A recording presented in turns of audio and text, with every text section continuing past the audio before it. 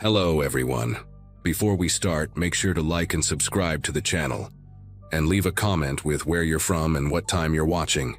That way, YouTube will keep showing you stories just like this one. Now, let's begin.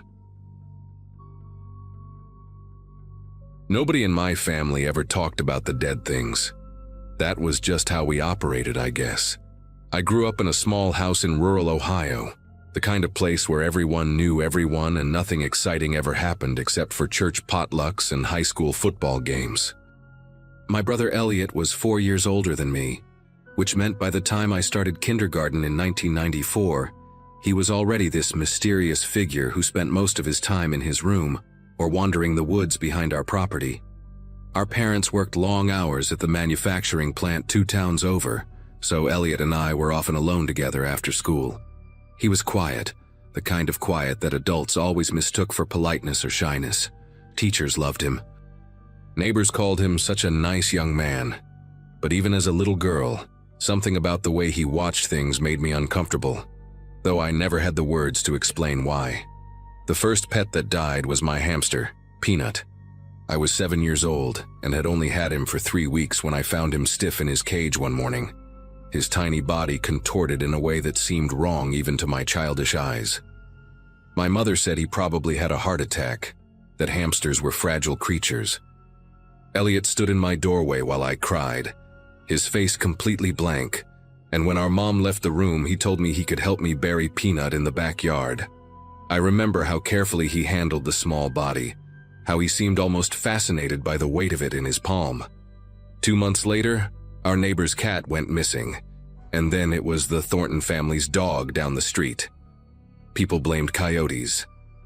Elliot never said anything about any of it, but I noticed he started spending more time in those woods, coming home with dirt under his fingernails and scratches on his forearms that he claimed came from thorny bushes.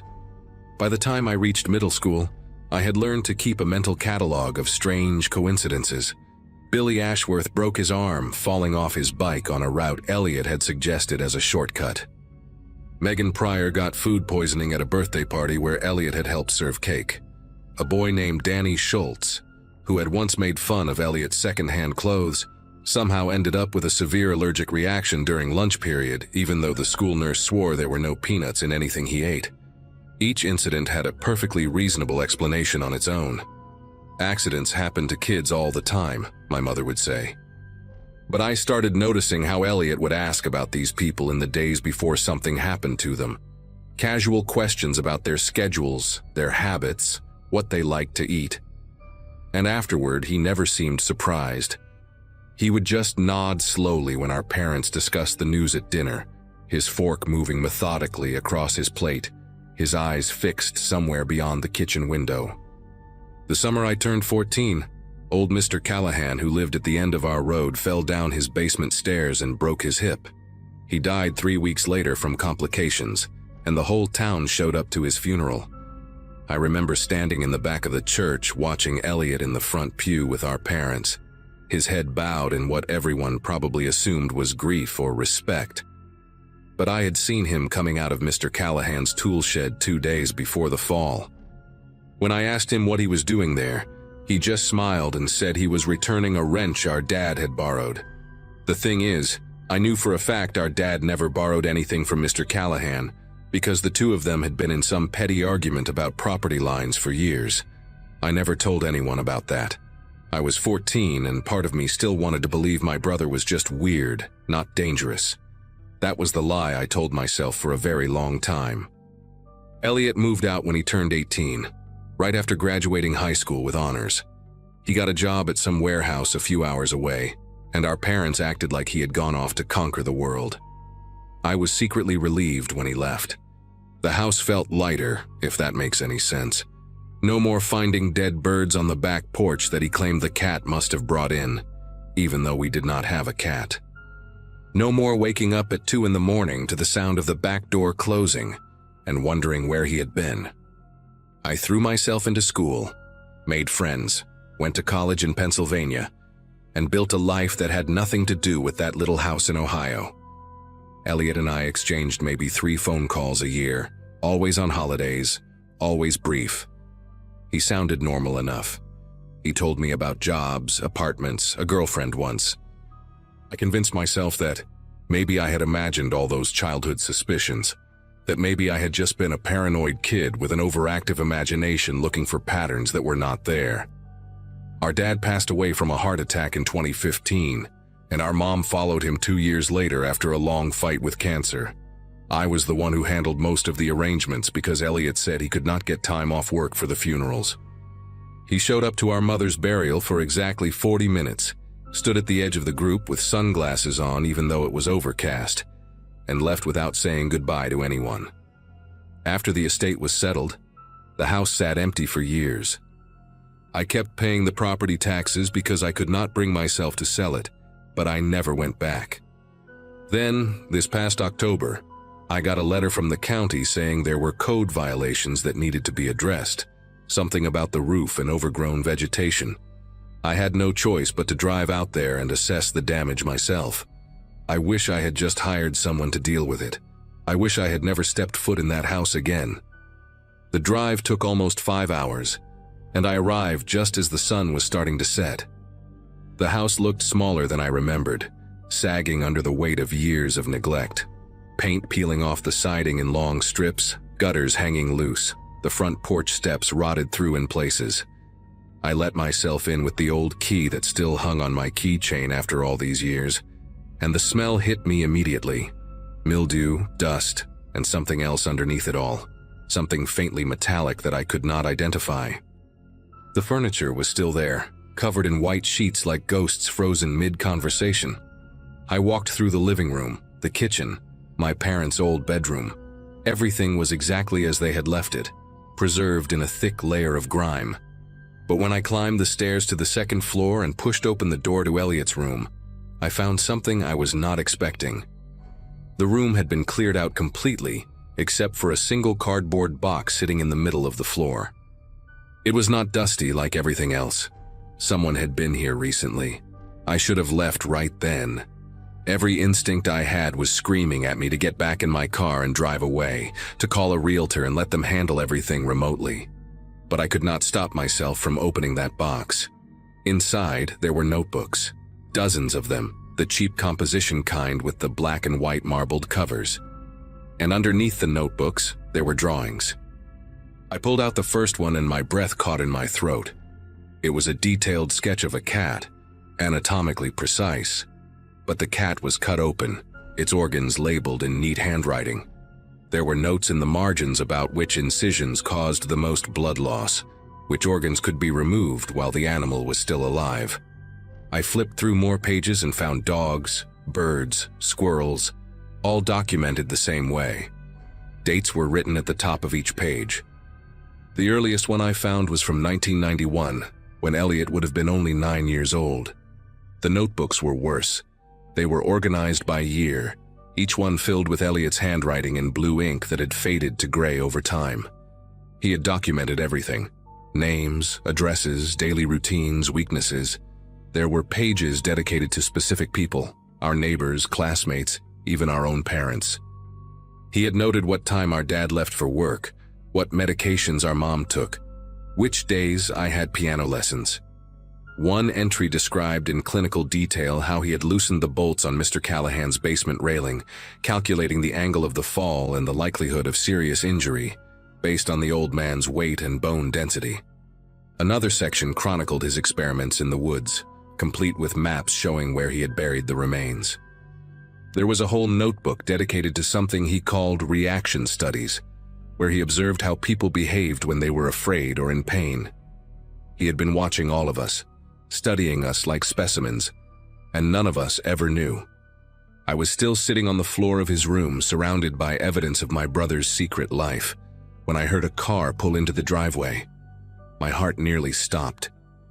Through the grimy window, I could see a dark sedan parking behind my car, and a man in a gray suit stepping out. For one terrible moment, I thought it was Elliot, that he had somehow known I would be here. But the man who knocked on the front door identified himself as Detective Paul Harmon from the state police. He was looking for information about my brother. A young woman had gone missing from a town about 60 miles from here, a 23-year-old named Brittany Lowe, who had vanished from her apartment 3 weeks ago without a trace. Elliot's name had come up during the investigation. They had found his fingerprints on her mailbox, and a neighbor had seen someone matching his description watching her building on multiple occasions in the weeks before she disappeared. The detective asked me when I had last spoken to my brother, and I realized I could not remember. It had been at least 2 years, maybe longer. I showed Detective Harmon everything I had found. He called in a forensic team that same night, and they spent hours photographing the notebooks, bagging the drawings, searching the woods behind the house with flashlights and cadaver dogs. They found bones out there, animal bones mostly, but also some fragments that would need further testing.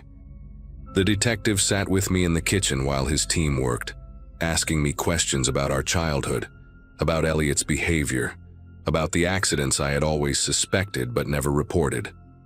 I told him everything, every strange coincidence, every uneasy feeling, every time I had looked at my brother and seen something hollow behind his eyes. When I finished, Detective Harmon was quiet for a long moment. Then he told me that Brittany Lowe was not the first. There had been other disappearances over the years in towns where Elliot had lived or worked, young women who had vanished without explanation. The police had never been able to connect them until now, until his fingerprints showed up on that mailbox, and a pattern finally emerged from the chaos. I gave the detective my contact information and agreed to cooperate fully with the investigation. Before he left, he asked me one more question that has haunted me ever since. He wanted to know if Elliot had ever shown any particular interest in me, if he had ever made me feel unsafe. I thought about all those years growing up in that house, the way Elliot would sometimes stand in my doorway at night without saying anything, the detailed notes about my piano schedule in his notebooks, and I realized something that made my entire body go cold. In all those pages, all those observations about neighbors and classmates and strangers, there was one person he had documented more thoroughly than anyone else. Me. My habits, my friends, my fears, the route I took to school, the window I always left cracked open at night because I liked the fresh air. The last entry about me was dated just 6 months ago, long after I had moved away, long after I thought I had escaped. He had written my current address in Pennsylvania, the name of the coffee shop where I stop every morning, and a single sentence at the bottom of the page. She always knew. She will have to be dealt with eventually. That was 3 months ago. I do not live in Pennsylvania anymore. I sold my apartment, quit my job, and moved to a different state where I am staying with a friend whose address is not connected to my name in any way. I changed my phone number, deleted all my social media accounts, and bought a handgun that I keep in my nightstand drawer. Detective Harmon calls me every few weeks to update me on the investigation, but there is not much to report. Elliot has vanished. His last known apartment was cleared out, his bank accounts emptied, his car abandoned in a parking lot near the West Virginia border. They found Brittany Lowe's body in November, buried in a shallow grave about 20 miles from where she lived. The forensic evidence matched what the police found in those woods behind our childhood home. There is now a warrant out for my brother's arrest on multiple counts of murder, but nobody knows where he is. He could be anywhere.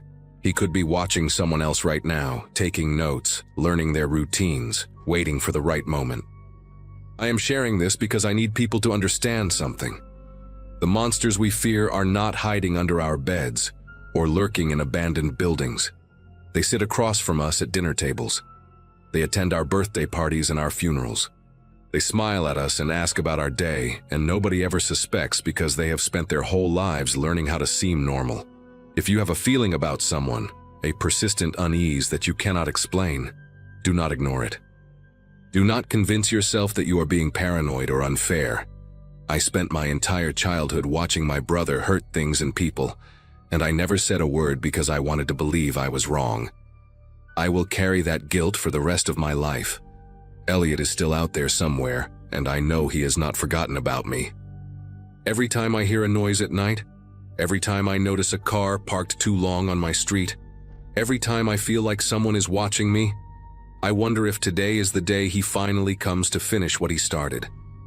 I do not know how this story ends, I just know that I refuse to be another name in one of his notebooks.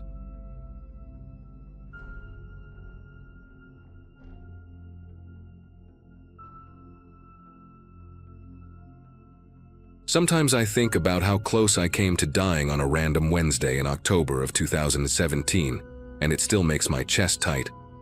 My sister had just given birth to her first baby in Phoenix, and since I lived in Albuquerque at the time, I decided to make the 6-hour drive instead of dealing with flight delays and rental cars.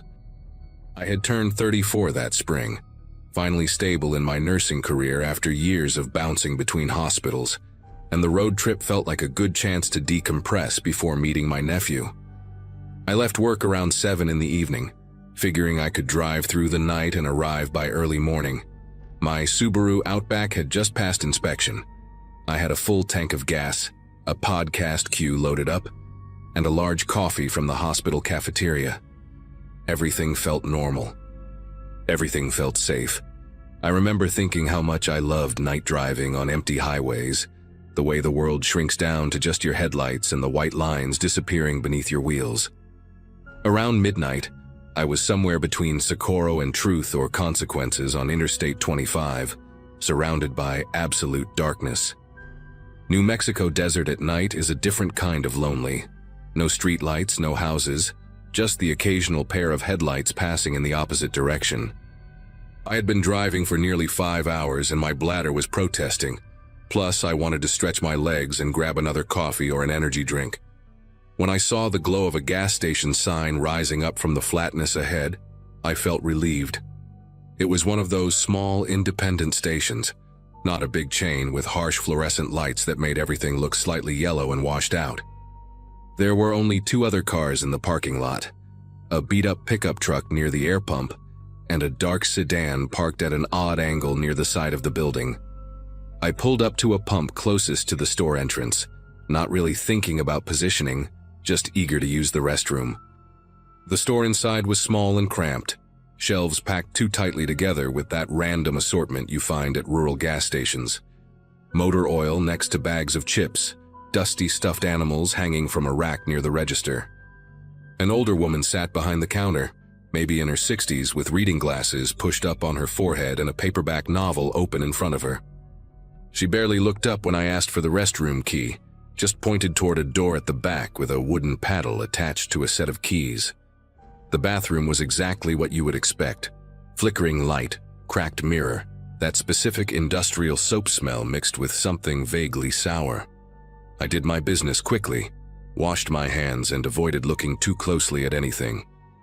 When I came back out, I grabbed an energy drink from the cooler and a pack of peanut butter crackers, paid with my card, and exchanged maybe 3 words with the woman at the register.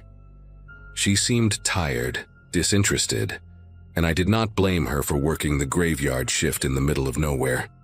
I pushed through the glass door back into the night air, which had gotten colder while I was inside. That high desert chill cuts right through you once the sun goes down, and I remember pulling my jacket tighter as I walked toward my car. That is when I noticed him.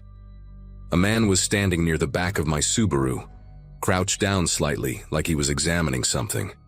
He was average height, maybe late 40s, wearing a denim jacket and a baseball cap pulled low. Nothing about him screamed danger. He looked like any guy you might see at a hardware store on a Saturday morning. When he saw me approaching, he straightened up and smiled. It was a friendly smile, the kind that crinkles the eyes, and he raised one hand in a little wave. My first instinct was not fear, but mild confusion. I thought maybe he had accidentally bumped my car or was checking if he knew me from somewhere. People are friendly in small towns, and this felt like that kind of place. "Hey there," he said, his voice casual and warm. "I noticed you got a flat tire on your back passenger side. Looks pretty bad, actually. You probably did not even feel it go, but you definitely should not be driving on that."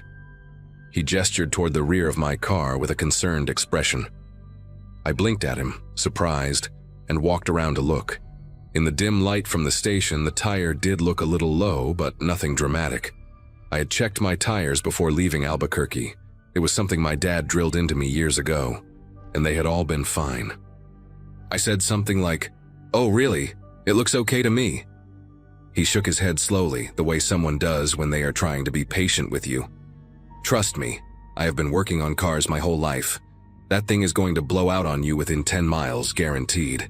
You do not want to be stranded out here in the middle of the night. I got a jack in my truck. I can change it for you real quick. He pointed toward the beat-up pickup I had noticed earlier. Something in my gut tightened. It was not a dramatic alarm bell, just a quiet discomfort that I could not name. Here was this seemingly helpful stranger offering to fix a problem I did not know I had, and logically, I should have been grateful. But there was something about the way he had positioned himself, the way he seemed too eager, too insistent. I noticed his eyes kept flicking toward the dark sedan parked on the side of the building, like he was checking something. And the more I looked at my tire, the more it seemed fine. Maybe slightly lower than the others, but nothing that would cause a blowout. I thought about all the true crime podcasts I had listened to on long drives. All the stories about women who ignored their instincts because they did not want to seem rude or paranoid. My mother always told me that politeness had gotten more women killed than anything else. I made a decision in that moment that probably saved my life. "You know what? I really appreciate the offer," I said, keeping my voice light and friendly even though my heart was starting to beat faster. "But my brother-in-law is a mechanic, and he is meeting me in about 20 minutes just up the road. He can take a look at it if there is a problem." It was a complete lie. My brother-in-law sold insurance and could barely change a light bulb, but it came out smoothly, like I had rehearsed it. The man's expression shifted just for a second. His smile stayed in place, but something behind his eyes changed. It was like watching a mask slip and then get readjusted so quickly you almost convince yourself you imagined it. 20 minutes, huh? That is a long way to drive on a bad tire. You could have a blowout, roll your car. I have seen it happen. His voice had an edge now, a hint of frustration underneath the helpful tone. He took a step toward me, and I instinctively stepped back toward my driver's side door. "I really think you should let me take a look. It will only take a few minutes." I shook my head and pulled my keys from my jacket pocket, pressing the unlock button even though the doors were already unlocked. I just wanted him to hear the beep, to know I was ready to leave. "I will be fine, but thank you so much for the concern. Have a good night." I moved quickly around to the driver's side, not quite running but not walking casually either. As I opened the door, I glanced back at him one more time. He was standing exactly where I had left him, watching me with an expression I still cannot fully describe. It was not angry, not exactly. It was more like disappointment mixed with something calculating, like a predator watching prey slip away and already thinking about the next opportunity. I got into my car, locked the doors immediately, and started the engine. My hands were steady, but inside I was trembling. I pulled out of that parking lot faster than I should have, gravel spraying behind me as I turned back onto the interstate. In my rearview mirror, I saw him still standing there under the fluorescent lights, getting smaller and smaller until the darkness swallowed him completely. I drove for about 45 minutes without stopping, my eyes constantly checking the mirrors for any headlights that might be following me. Every time a car appeared behind me, my heart would race until it either passed or turned off onto another road. The tire seemed fine, no wobbling, no strange sounds, nothing that indicated any problem at all.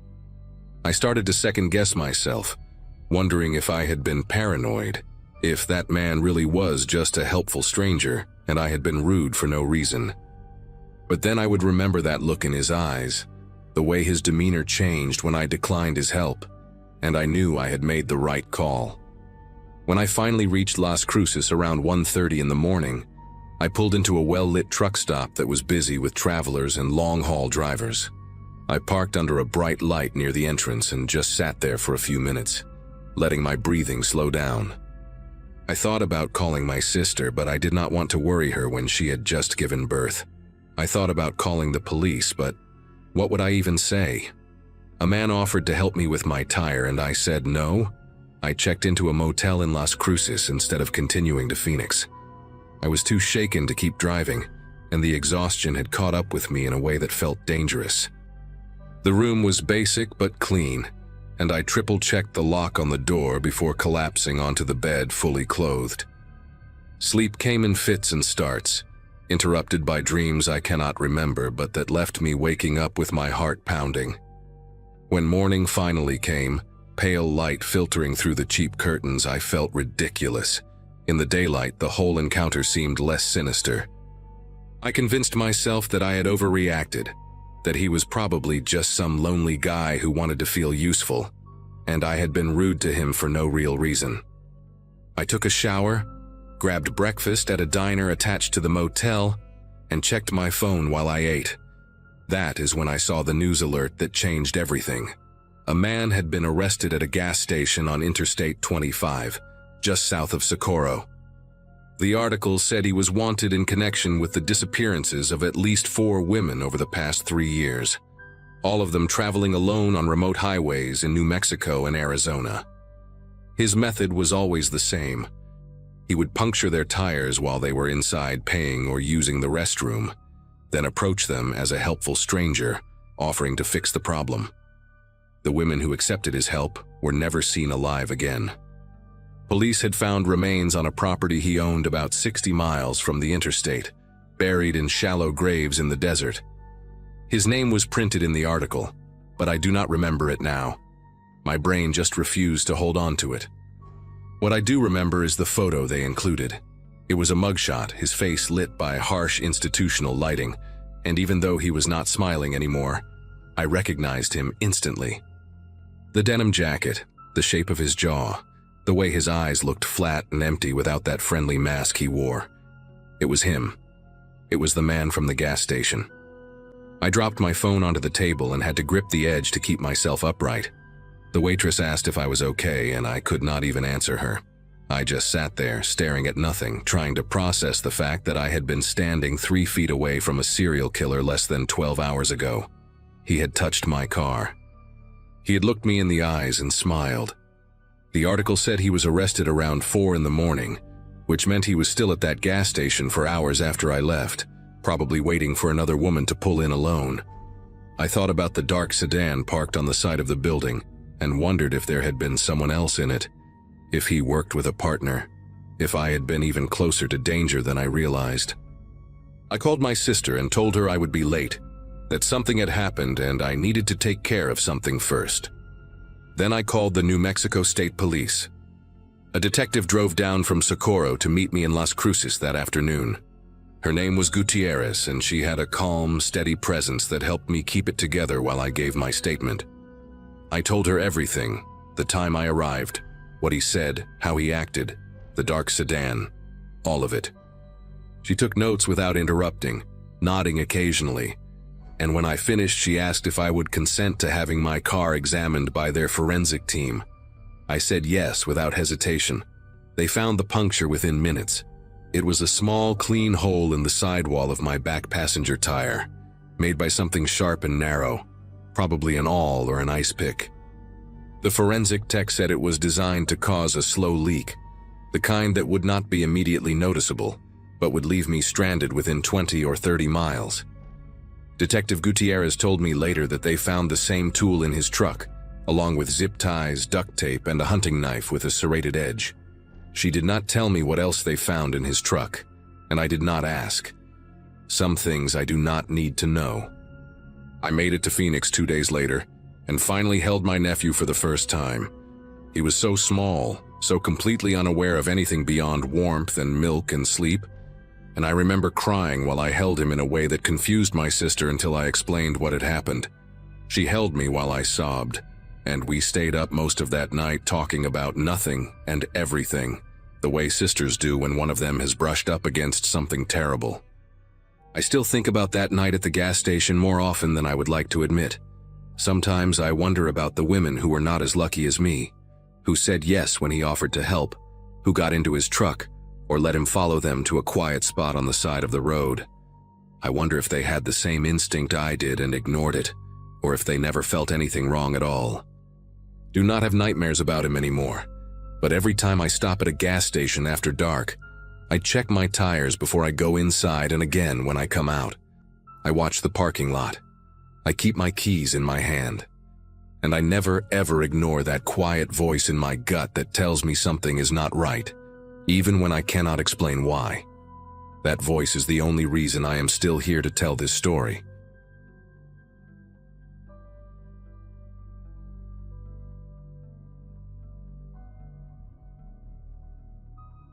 Moving into that cramped apartment on Riverside Drive felt like a victory after my divorce finalized, 37 and rebuilding from scratch.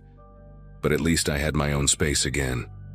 The building was nothing special, just 6 units spread across 3 floors, with paper-thin walls and a radiator that clanged like it was trying to communicate in Morse code.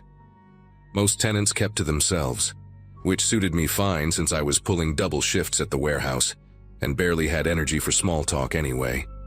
The only person I really knew was Mrs. Paulson from downstairs, who left homemade cookies outside my door every Sunday and always asked if I was eating enough.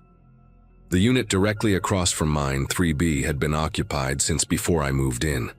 But in 4 months, I'd only glimpsed the tenant twice, both times around 3 in the morning when I was stumbling to the bathroom and caught him hauling black garbage bags down the hallway.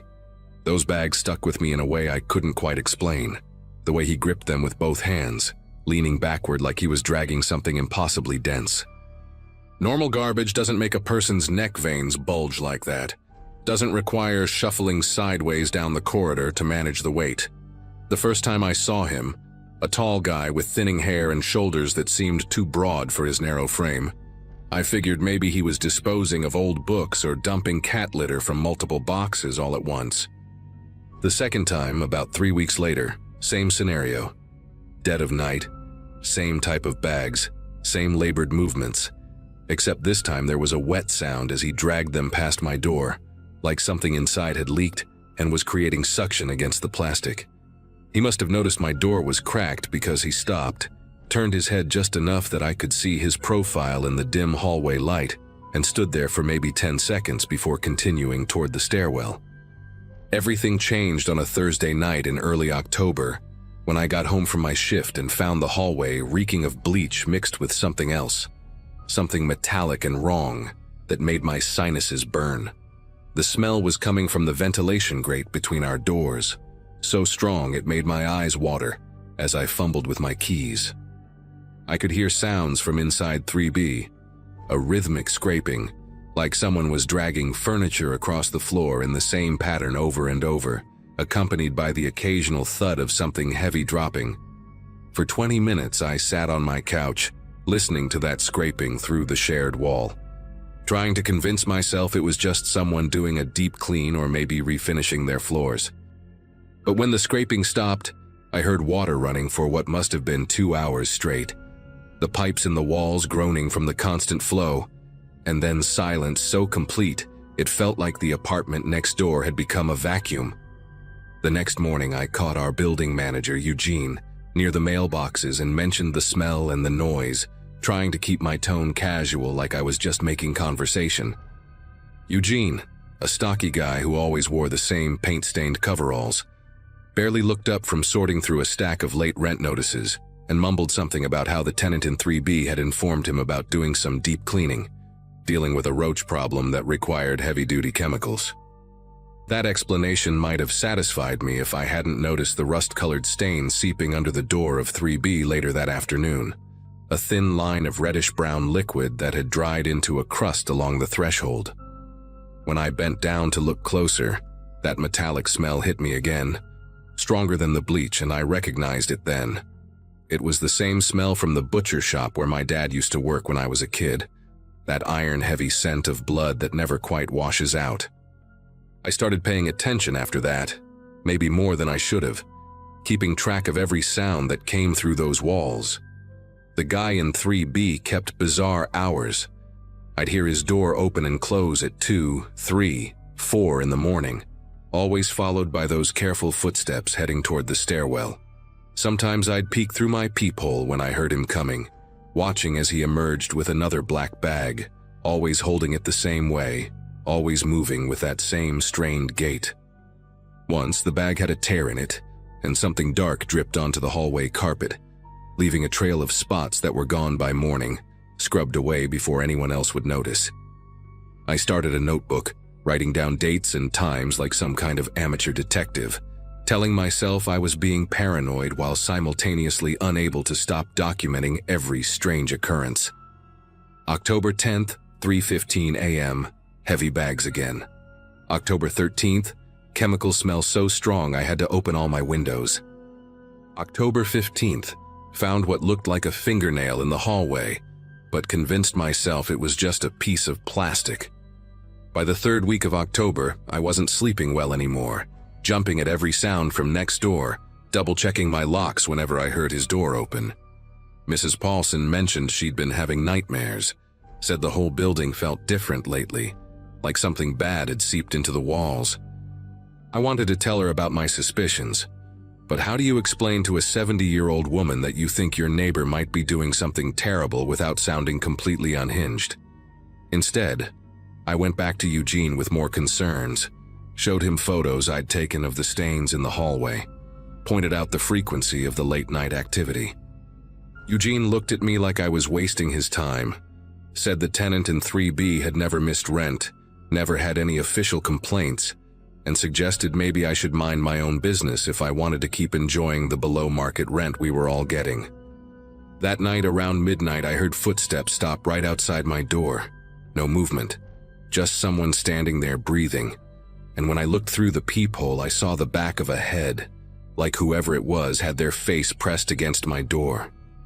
I stayed frozen at that peephole for 5 minutes, watching that head remain perfectly still against my door, until finally the person stepped back, and I saw it was him, the tenant from 3B, just standing in the hallway staring at my door with this blank expression, his hands hanging at his sides.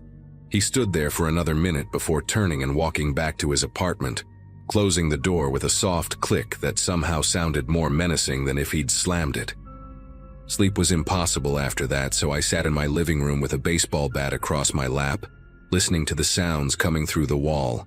More scraping, more water running, and occasionally what sounded like a power tool, maybe a saw or a drill, running in short bursts. Around 4 in the morning, I heard his door open again, heard those familiar dragging sounds, and this time I forced myself to crack my door and watch as he hauled 2 bags toward the stairs, his face flushed with exertion, sweat staining the collar of his shirt.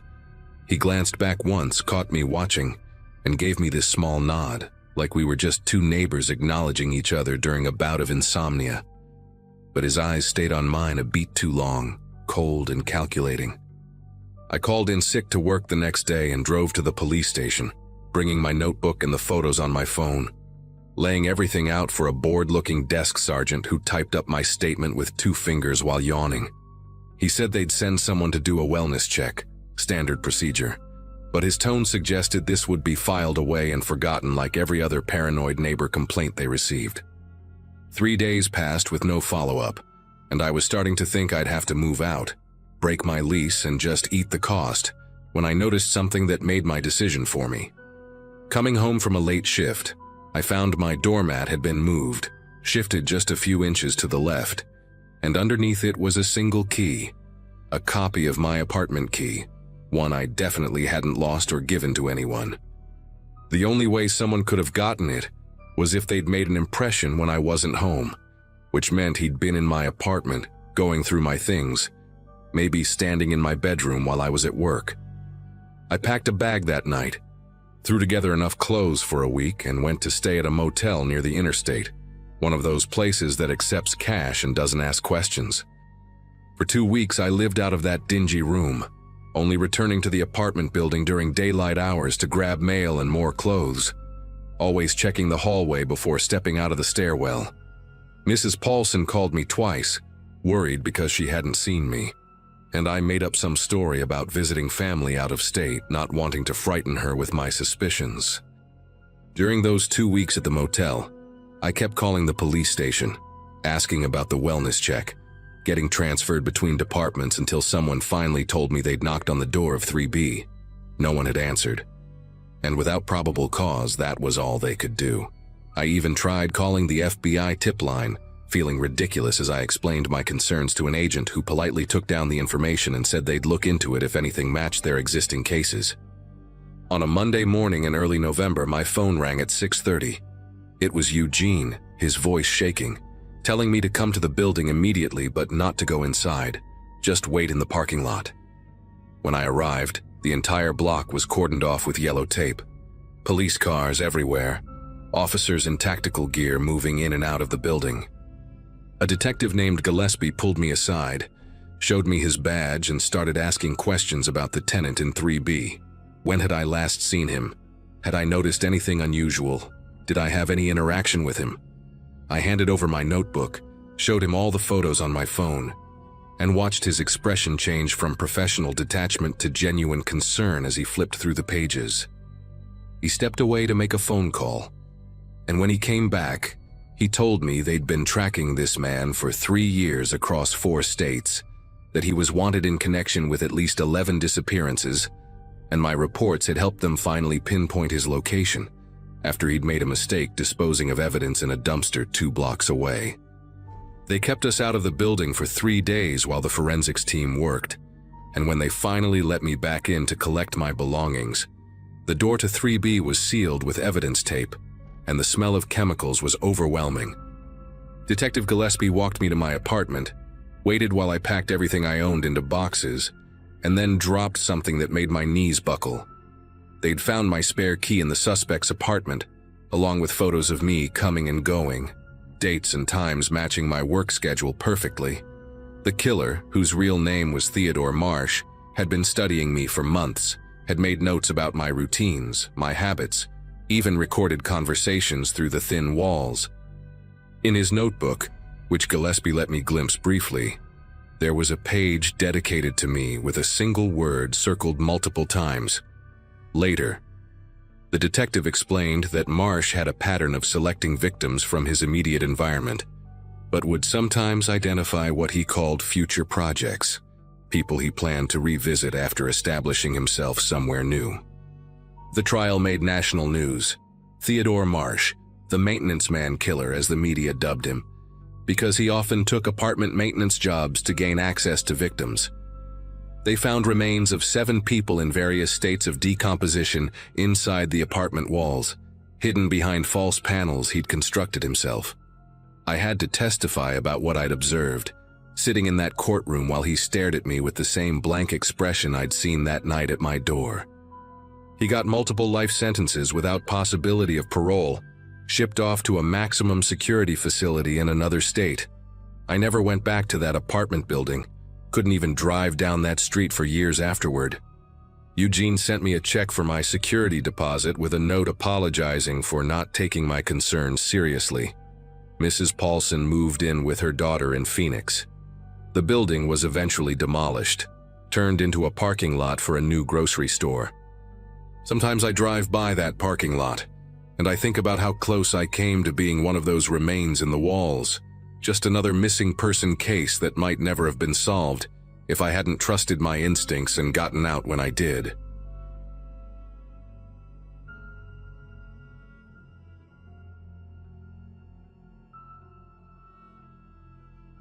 When I signed the lease for that studio apartment in Denver, I cried in the leasing office. The property manager, this kind older woman named Beverly, thought something was wrong, but I told her they were happy tears. And they were. After 2.5 years of walking on eggshells, of having my phone checked daily, of being told who I could talk to and where I could go, I was finally signing something that was mine alone. No shared lease, no boyfriend's name anywhere on the paperwork. Just mine. I'd saved up for 8 months while working double shifts at the diner, hiding cash in a tampon box because I knew he'd never look there. The apartment was tiny, just 400 square feet on the 3rd floor of a converted warehouse building, but it had tall windows that let in actual sunlight, and a door that locked from the inside with a deadbolt I could control. I changed my number the day I moved in, blocked him on everything, and told exactly 3 people where I was going. My sister in Minnesota, my best friend from high school, and my manager at the new restaurant job I'd lined up. I didn't post about the move, didn't update my location, didn't leave a forwarding address at the post office. For the first month, I barely slept. Every footstep in the hallway made me jump. Every time my phone buzzed, Even though it was a new number, my heart would slam against my ribs. But as April turned into May, and May crawled into early July, something strange happened. I started to relax.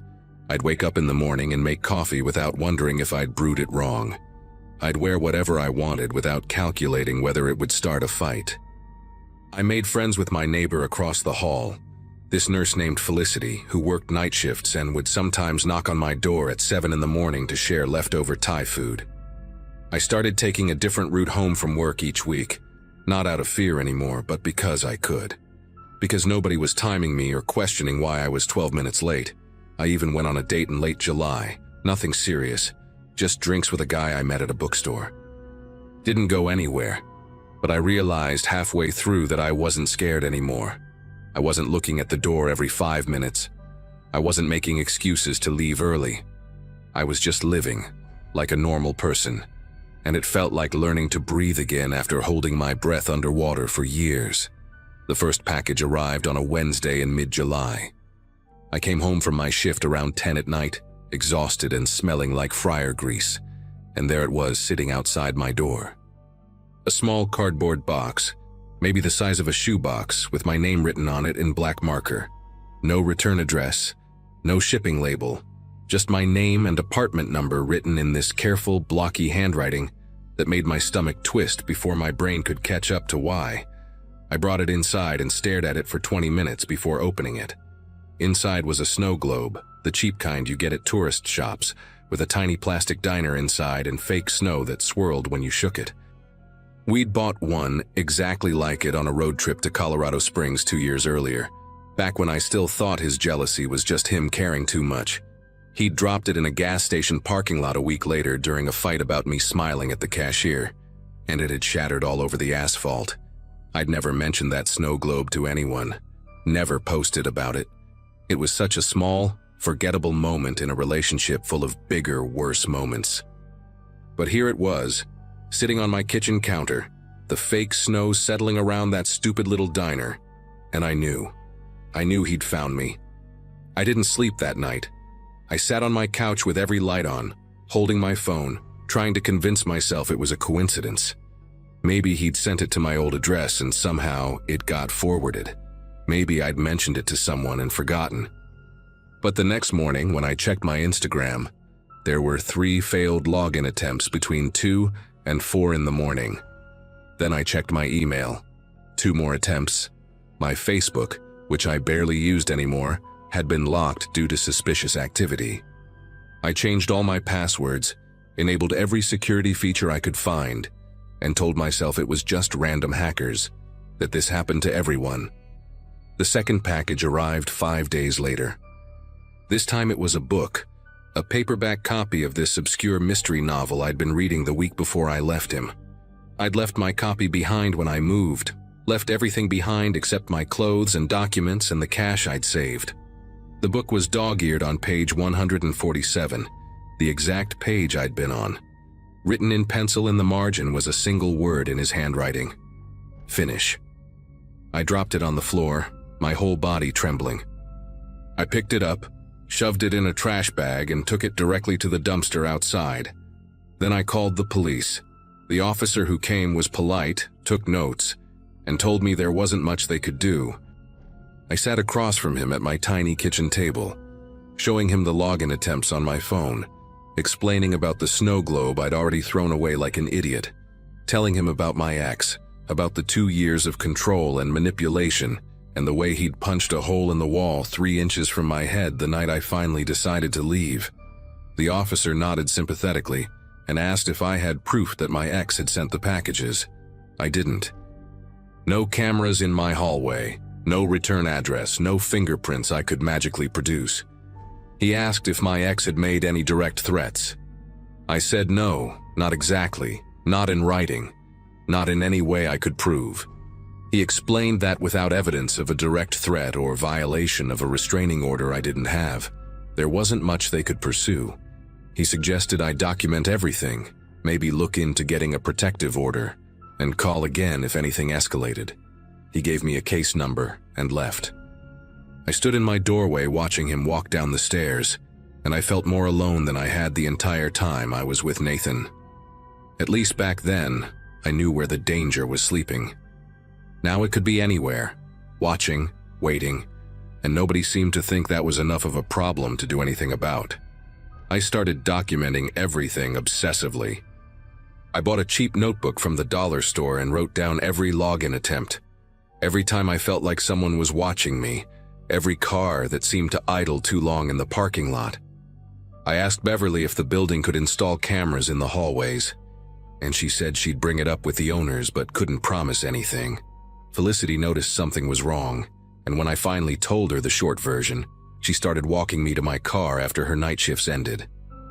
I changed my route home from work again, varying my schedule, never leaving at the same time twice. The third package came on a Friday, exactly 1 week after the second. This one was a photograph, printed on glossy paper, tucked inside a plain manila envelope. It was a picture of me walking into my apartment building, taken from across the street.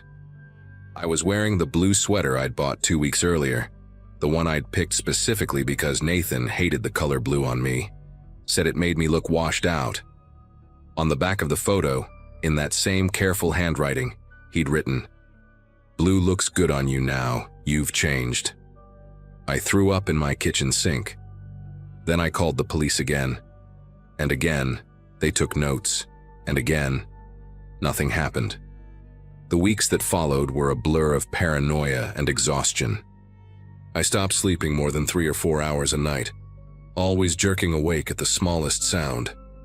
I started noticing things that might have been nothing, or might have been everything. A man in a baseball cap browsing the same aisle as me at the grocery store 2 days in a row. A silver sedan parked in the lot behind my building that I didn't recognize. My mail arriving already opened, then resealed with tape that didn't match the postal services.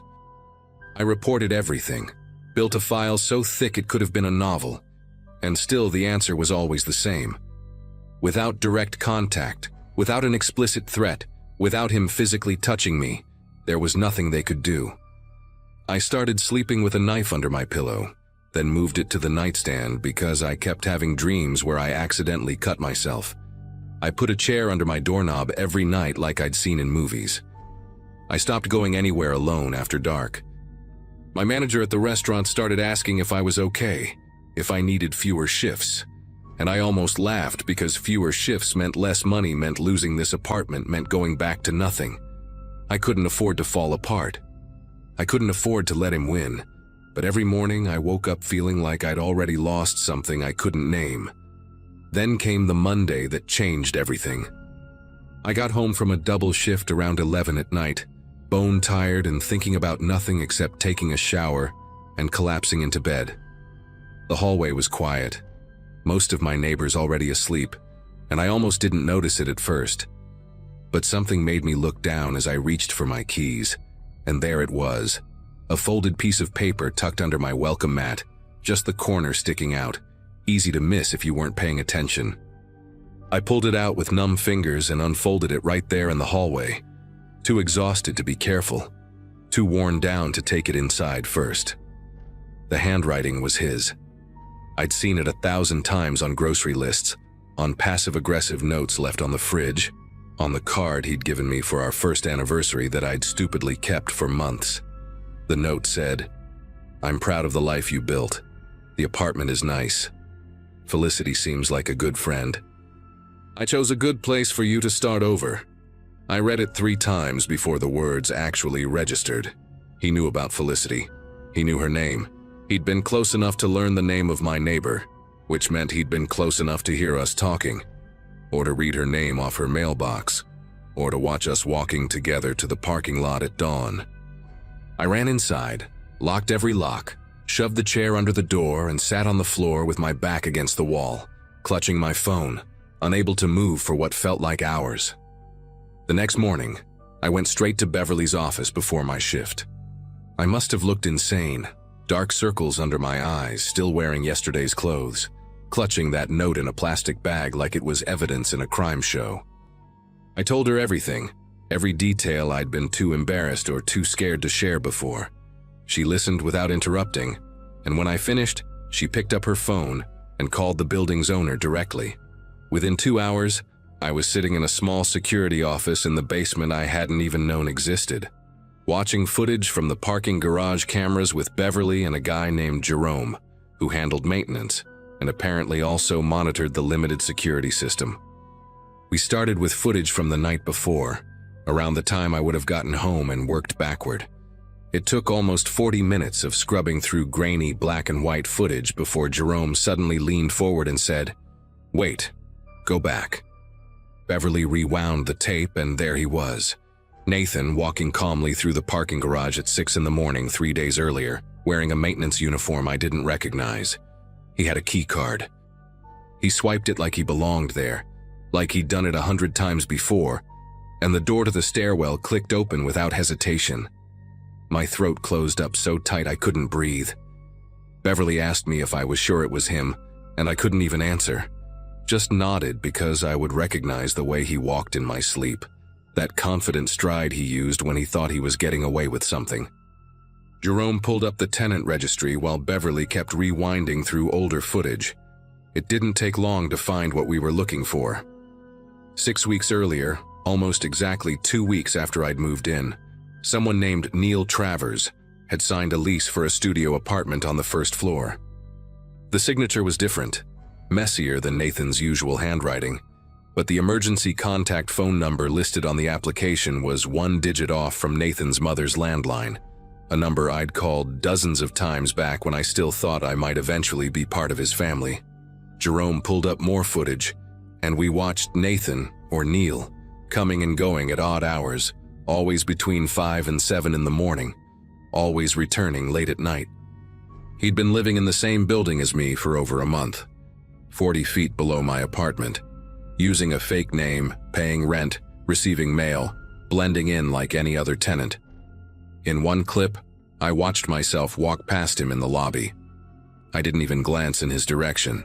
He was wearing sunglasses and a baseball cap, and I was looking at my phone, completely unaware that the person I'd spent 8 months hiding from was standing close enough to touch me. Beverly's hand found mine and squeezed, and I realized I was crying. These awful silent tears streaming down my face while I watched myself almost die without knowing it. This time, when I called the police, I had evidence. I had footage of him entering the building with a stolen keycard. I had a lease application with a fake name and a traceable phone number. I had 6 weeks of recorded comings and goings that matched the timeline of every package, every login attempt, every moment I'd felt watched. 2 officers came within the hour, and Beverly handed over copies of everything. They ran the name Neil Travers and found nothing, which was enough to justify a welfare check on the apartment. I waited upstairs with Felicity, who'd called in sick to work the moment I told her what was happening, holding my hand so tight her knuckles went white. The knock on his door came at 2 in the afternoon. I know because I was watching the clock, counting every second, convinced he'd somehow slipped away, that he'd seen the police coming and vanished like smoke. But he hadn't. He opened the door in sweatpants and a t-shirt, looking confused, looking innocent, and the officers asked him to confirm his identity. According to the report I read later, he kept up the act for almost 15 minutes before they showed him the footage of me walking past him in the lobby. Something in his face shifted then, they said. He stopped pretending and started explaining. He told them he just wanted to make sure I was safe, that he loved me too much to let me disappear, that he'd been waiting for the right moment to talk to me, to fix what I'd broken when I left without saying goodbye. They found a notebook in his apartment filled with my schedule, my shifts at the restaurant, the times Felicity and I went for coffee, the license plate of the car I'd bought used 3 weeks after moving. He'd been building a complete map of my life, waiting for the moment I'd be alone long enough for him to approach me. The arresting officer told me later that in his 20 years on the job, he'd never seen documentation that thorough. Nathan was charged with stalking, identity fraud, and criminal trespassing. The trial took 8 months, and I had to testify twice, had to sit in a courtroom and look at him while lawyers picked apart every detail of our relationship. He got 4 years, which his attorney tried to reduce to 2 with good behavior. but the judge saw the notebook and the footage and the pattern, and she gave him the maximum sentence allowed under Colorado law. I moved out of that apartment 3 days after his arrest, stayed with my sister in Minnesota until the trial was over, then relocated somewhere I'm not going to name because I've learned the hard way that safety isn't something you can take for granted. It's been almost 2 years now, and I still check the locks 3 times before bed. I still vary my route home. I still feel my heart jump when I see a silver sedan or a man in a baseball cap. But I also sleep through the night most weeks. I have a job I like and friends who know my real name, and a small apartment with a security system I paid for myself. Sometimes I think about that note he left under my welcome mat, about him saying he chose a good place for me to start over. He didn't choose anything for me. I chose it. I chose to leave. I chose to rebuild. And when he tried to take that from me, I chose to fight back. That's the part I hold on to when the fear creeps in. He's in a cell somewhere, and I'm here, free. Writing this down so that maybe someone else who's going through something similar knows that the system doesn't always fail you. Sometimes, if you document everything and don't give up, you get to be the one who walks away.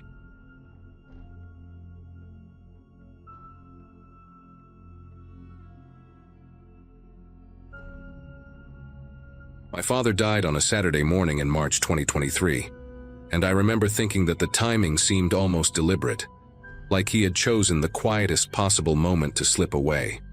He was 74 years old, had been fighting lung cancer for almost 2 years, and the hospice nurse told us he went peacefully in his sleep at the house in rural Montana, where he had lived for the past 4 decades. I drove up from Denver that same afternoon, a 6-hour trip through mountain roads that I had made dozens of times before, but never under circumstances like these. My sister Corinne met me at the driveway, her eyes red and puffy, and we stood there hugging in the cold spring air while the sun set behind the pines. Our mother had passed away when we were kids, so it was just the 2 of us now, the last of the Pruitt family, standing in front of a house that suddenly felt impossibly large and impossibly empty. Corinne had already started making lists of what needed to be done, because that was how she coped with things, and I was grateful for her organizational instincts because my own mind felt like it was filled with static. The funeral was small, just a handful of neighbors and a few of my father's old colleagues from the lumber mill where he had worked as a foreman for 25 years before retiring. People said nice things about him, called him a quiet man, a private man, someone who kept to himself but was always willing to help when you needed it. I nodded along and shook hands and accepted casseroles wrapped in aluminum foil, and through it all I kept thinking about the garage. That might sound strange, but you have to understand something about my father and that garage. It was his domain, his sanctuary, the one place in the house where nobody else was allowed to go without his explicit permission. As a kid, I learned very quickly that the garage was off limits, not because he ever hit me or anything like that, but because the one time I wandered in there looking for a bicycle pump, he found me and his face transformed into something I had never seen before. Pure, absolute fury, the kind that makes your whole body go cold. He grabbed my arm hard enough to leave bruises and dragged me out of there, and he did not speak to me for 3 days afterward. After that incident, which happened when I was maybe 9 or 10, I never went near the garage again. Neither did Corinne, neither did anyone. My father kept a heavy padlock on the side door and another on the main garage door, and he carried the keys on a chain attached to his belt at all times. When I got older and started asking questions, he would just stare at me with those pale gray eyes of his and say, it was none of my business, that a man was entitled to his privacy, that some things were not meant to be shared. I assumed he was building something in there, maybe a boat or some kind of woodworking project, something he wanted to keep secret until it was finished.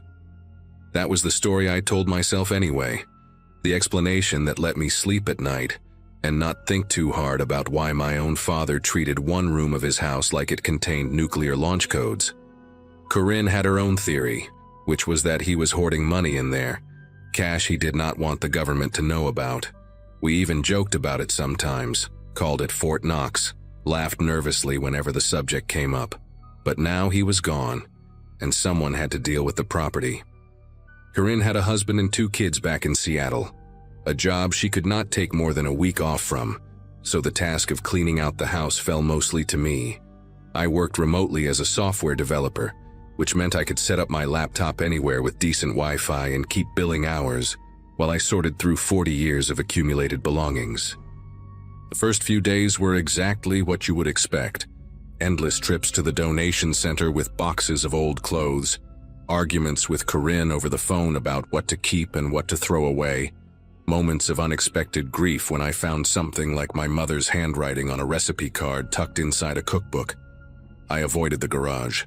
I told myself I was saving it for last, that I needed to deal with the easier stuff first. But the truth was that I was scared. Not scared of what I might find exactly, but scared of finally knowing what my father had been hiding all those years. Scared that the answer might change everything I thought I knew about him. On the 8th day after the funeral, I ran out of excuses. The house was mostly empty. The paperwork was sorted, and the only thing left was the garage and whatever waited inside. I found the keys in a small wooden box on my father's nightstand, right where the hospice nurse said they would be. There were 3 of them on a tarnished brass ring, each one worn smooth from decades of use. My hands felt numb as I walked across the backyard toward the side door, the spring mud sucking at my boots with every step. The garage was a separate structure from the main house, a concrete block building with no windows and a roof covered in green moss. Looked like a bunker, like something designed to keep people out. And standing in front of it, I understood for the first time just how much effort my father had put into making sure nobody ever saw what was inside. I fitted the first key into the padlock, turned it, and heard the mechanism click open with a sound that seemed much too loud in the quiet afternoon air. The smell hit me before I even got the door fully open. A thick, musty odor of dust and old paper, and something else underneath, something faintly metallic that I could not quite identify. I fumbled for a light switch along the interior wall and found one, a single bare bulb that flickered twice before casting a weak yellow glow across the space. The garage was smaller than I remembered, maybe 20 feet by 15, with concrete floors and walls lined with metal shelving units. Most of the shelves held exactly what you would expect in a garage: old paint cans and rusted tools and boxes of nails and screws. But against the far wall, directly opposite the door, stood a tall metal cabinet with a padlock of its own. It was industrial looking, the kind of thing you might see in a high school locker room, painted a dull gray that had chipped in places to reveal darker gray underneath. I knew immediately that this was what my father had been protecting all along. Not the garage itself, but whatever was locked inside that cabinet. The second key on the ring fit the padlock perfectly, and when I pulled the doors open, the hinges screamed like they had not moved in years. The first thing I saw was the jewelry. Rings, necklaces, bracelets, earrings. All of them tangled together in a shallow cardboard box on the top shelf. Some of the pieces looked expensive, gold and silver with gemstones that caught the light, while others were cheap costume stuff, the kind you might buy at a drugstore. None of it belonged to my mother. I knew that immediately because my mother had never owned much jewelry, and what little she had, Corinne and I had divided between us after she died. Below the jewelry box there was a stack of wallets, maybe 15 or 20 of them, all different styles and colors and states of wear. I picked one up with trembling fingers and opened it to find a California driver's license belonging to a woman named Denise Hartley, born in 1961, with an address in Sacramento. The photo showed a thin blonde woman with tired eyes and a smile that did not quite reach them. I picked up another wallet and found a license for a man named Theodore Baines from Portland, Oregon. Another one belonged to someone named Yolanda Fitch from Boise, Idaho. Every single wallet contained an ID, and every single ID belonged to someone I had never heard of. Someone with no connection to my family or my father's life as far as I knew. My legs gave out and I sat down hard on the cold concrete floor, still holding one of the wallets in my hand. I stayed there for a long time, maybe 5 minutes, maybe 20, just staring at the open cabinet and trying to make sense of what I was seeing. There had to be an explanation, I kept telling myself. Maybe my father collected lost wallets.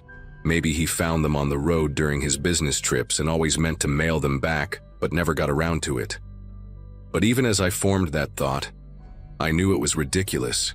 Knew it the way you know something in your bones before your brain catches up. Because underneath the wallets there were other things.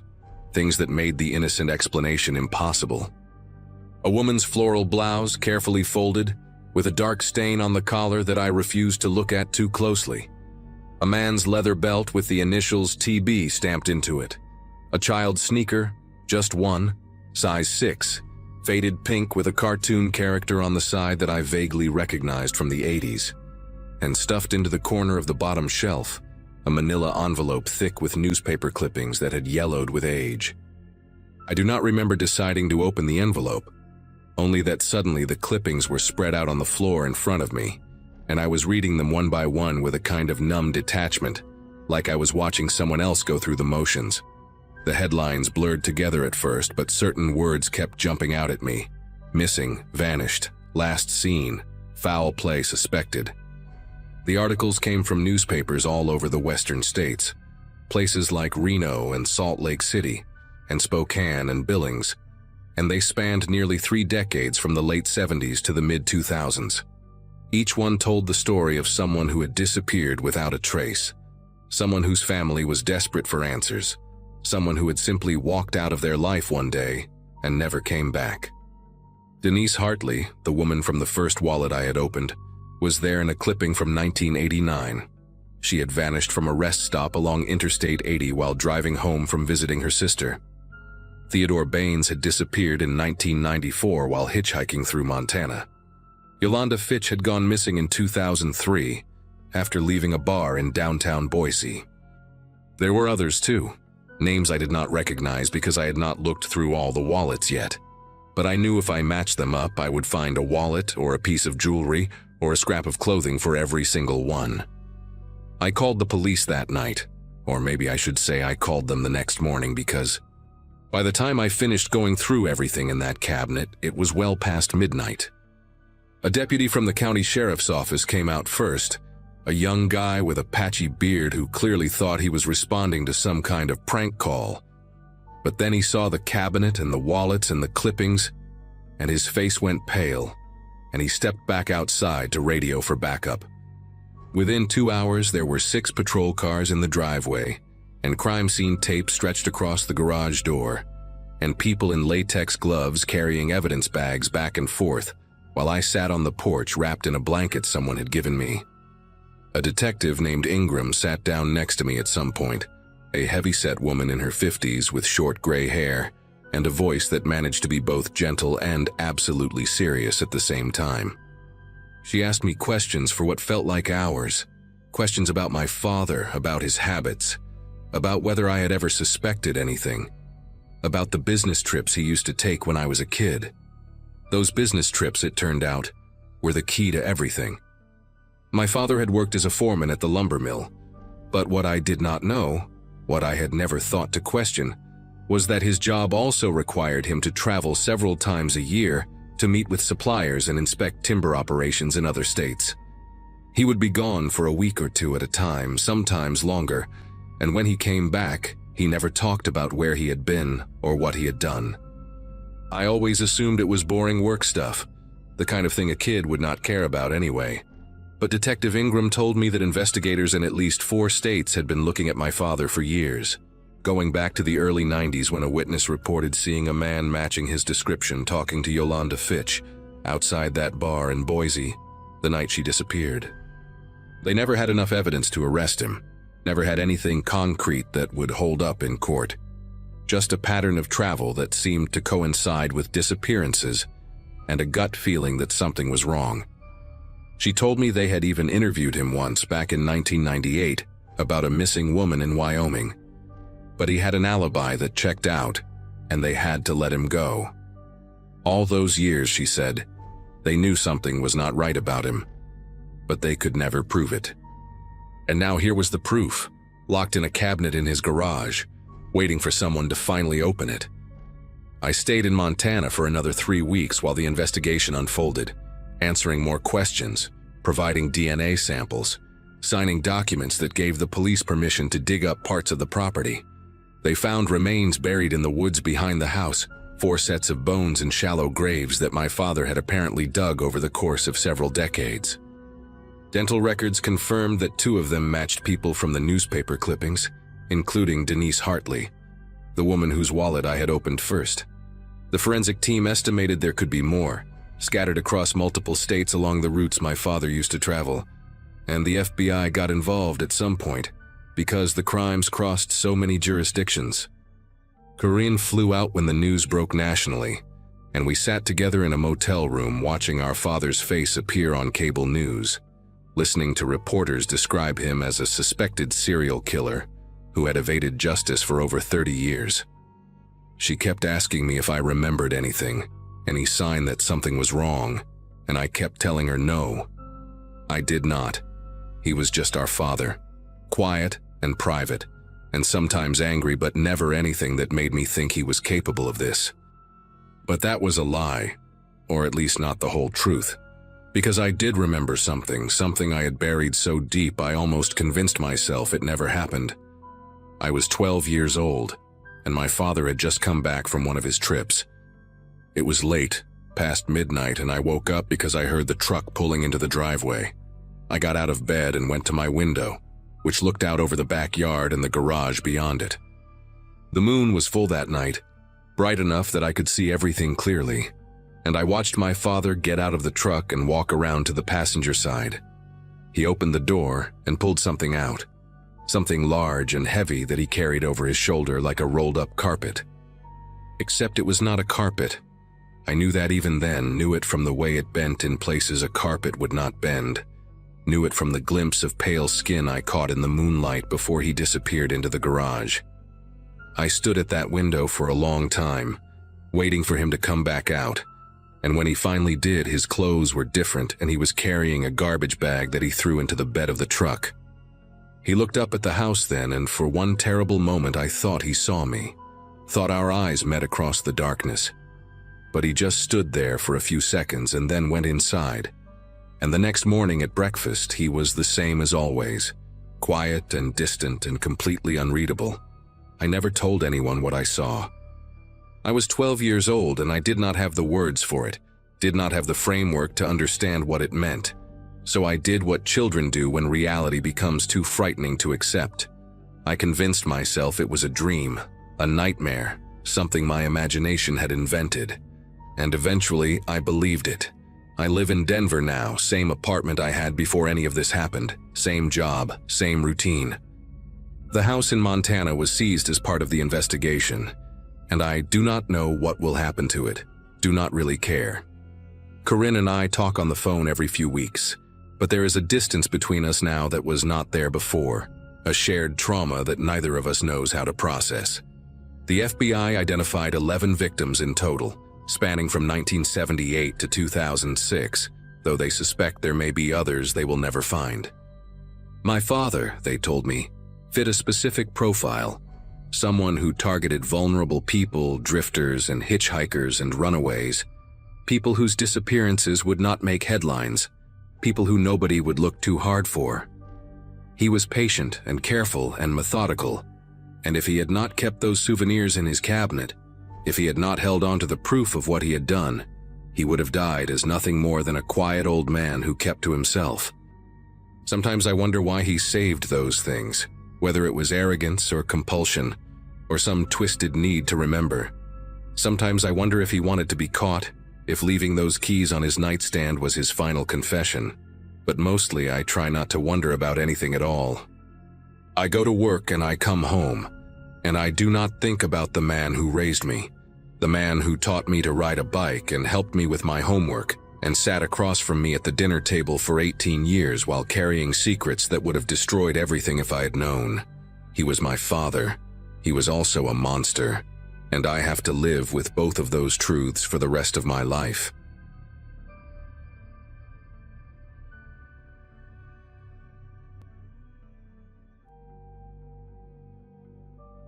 Around 11 on a Wednesday night, I found myself pushing a shopping cart through the fluorescent maze of a Kroger in suburban Atlanta.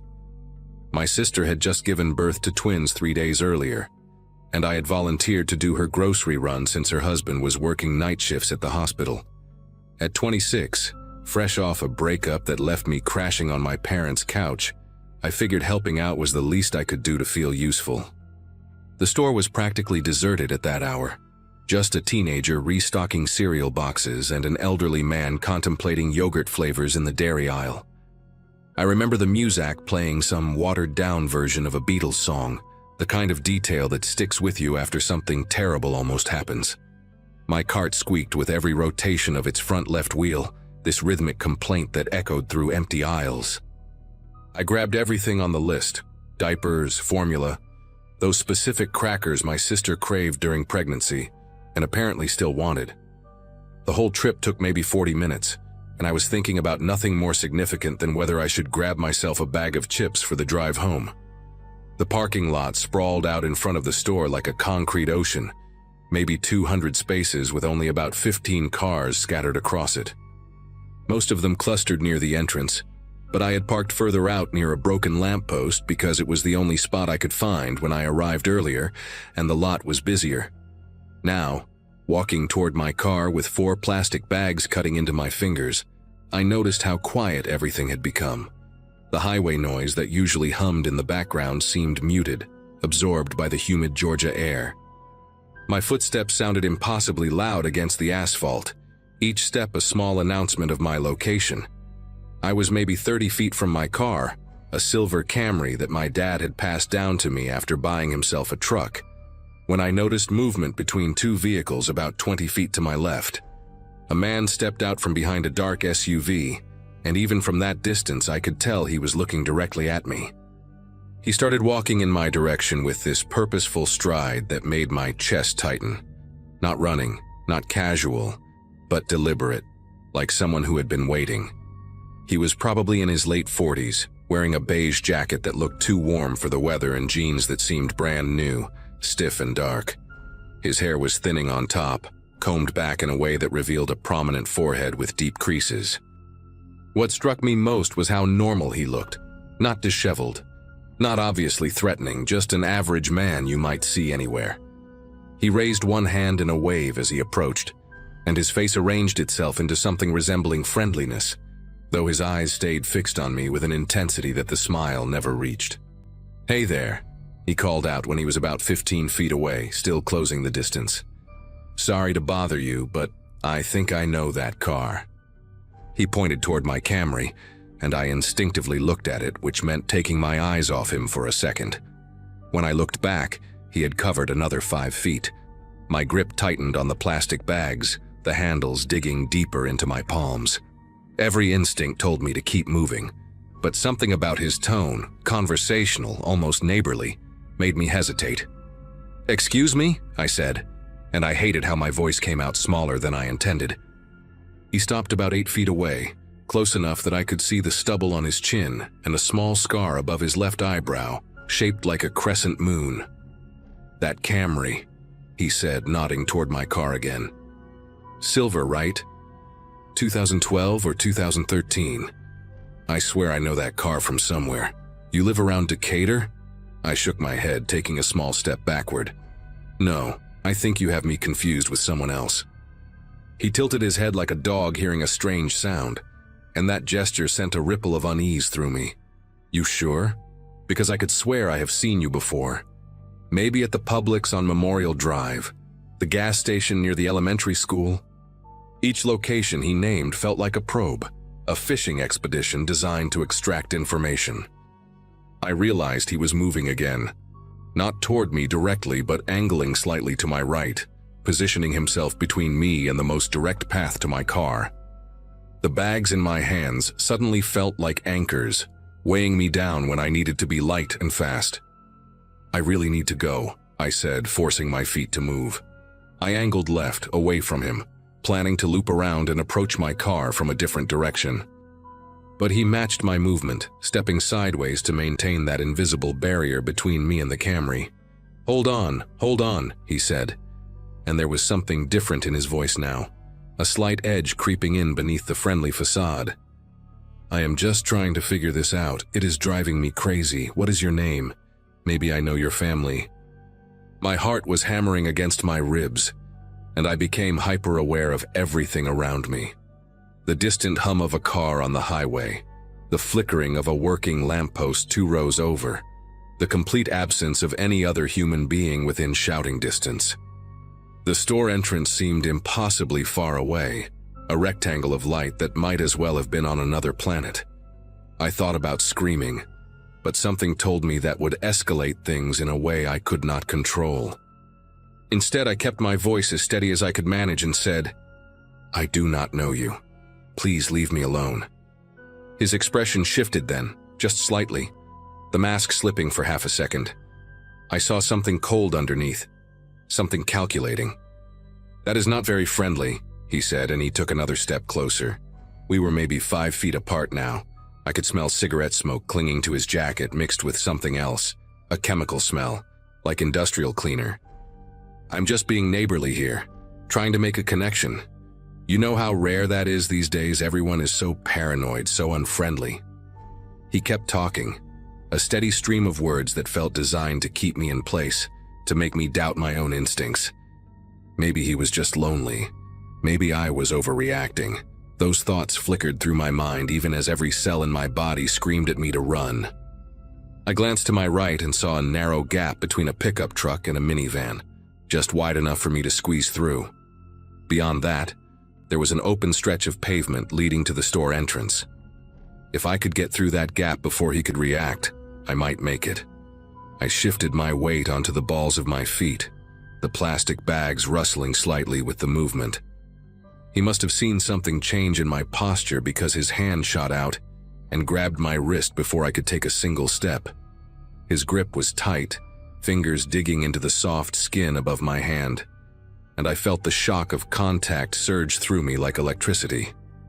"Hey now," he said, his voice dropping lower, losing all pretense of friendliness. "Where are you going? We are just talking here. No need to be rude." Up close, I could see his eyes clearly for the first time, pale blue, almost gray, with pupils that seemed too large for the amount of light in the parking lot. There was nothing behind them that I recognized as human warmth. I yanked my arm back, hard, and he released me but moved forward at the same time, hurting me backward until my hip collided with the side mirror of a parked sedan. The impact sent a jolt of pain through my side, and I dropped 2 of the grocery bags. Cans rolled across the asphalt, making hollow sounds as they scattered. "Look what you made me do," I said, the words coming out in a rush, my brain grasping for anything that might normalize this situation, might return us to a world where strangers did not grab you in parking lots. "Just pick them up," he said, gesturing at the fallen groceries. "I will wait."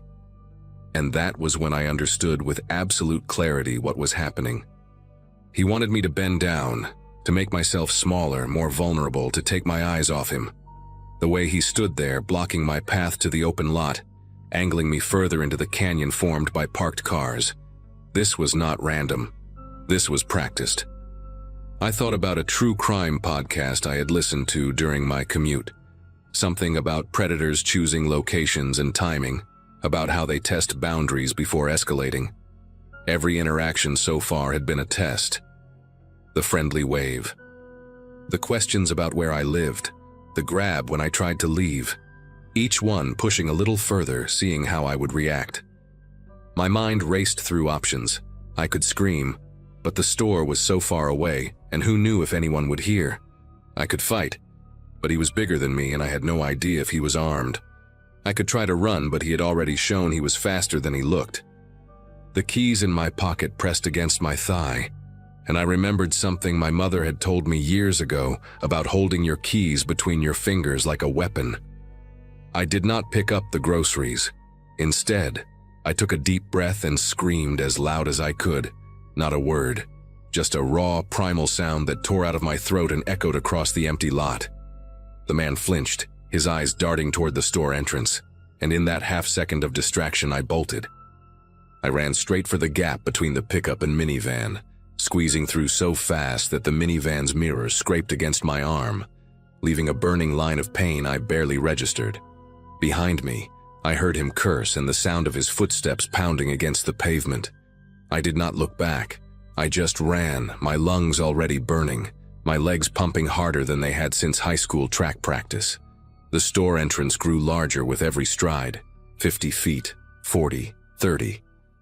I could hear him getting closer, his breathing heavy and ragged, and I pushed myself faster, until I burst through the automatic doors and nearly collided with a display of energy drinks. The teenager who had been stocking shelves looked up with wide eyes and I gasped out the words, "Call the police," before doubling over, hands on my knees trying to catch my breath. The kid must have seen something in my face because he did not ask questions, just pulled out his phone and dialed. I turned around and looked through the glass doors, my heart still slamming against my chest. The man was standing at the edge of the parking lot, right where the overhead lights gave way to shadow. He was just watching, not moving, his hands hanging loose at his sides. Even from that distance, I could feel his gaze on me, heavy and cold. Then a car pulled into the lot, a woman in a minivan, probably coming for a late-night grocery run just like I had, and he turned and walked away. Not running, not hurried, just a casual stroll like he had all the time in the world. He disappeared between two rows of parked cars, and a moment later I heard an engine start somewhere in the darkness. By the time the police arrived 12 minutes later, he was long gone. The woman in the minivan had seen nothing, noticed nothing. To her, it was just an ordinary Wednesday night. She had no idea what had almost happened in the same lot where she was now parking her car and checking her grocery list. 2 officers took my statement inside the store, in a small break room that smelled like burnt coffee and microwave dinners. I described everything I could remember. The beige jacket, the crescent scar, the pale eyes, the dark SUV he had been standing near, which was gone by the time we checked. They asked me if I had gotten a license plate number, and I had not. Of course I had not. Because who thinks about license plates when they are running for their life?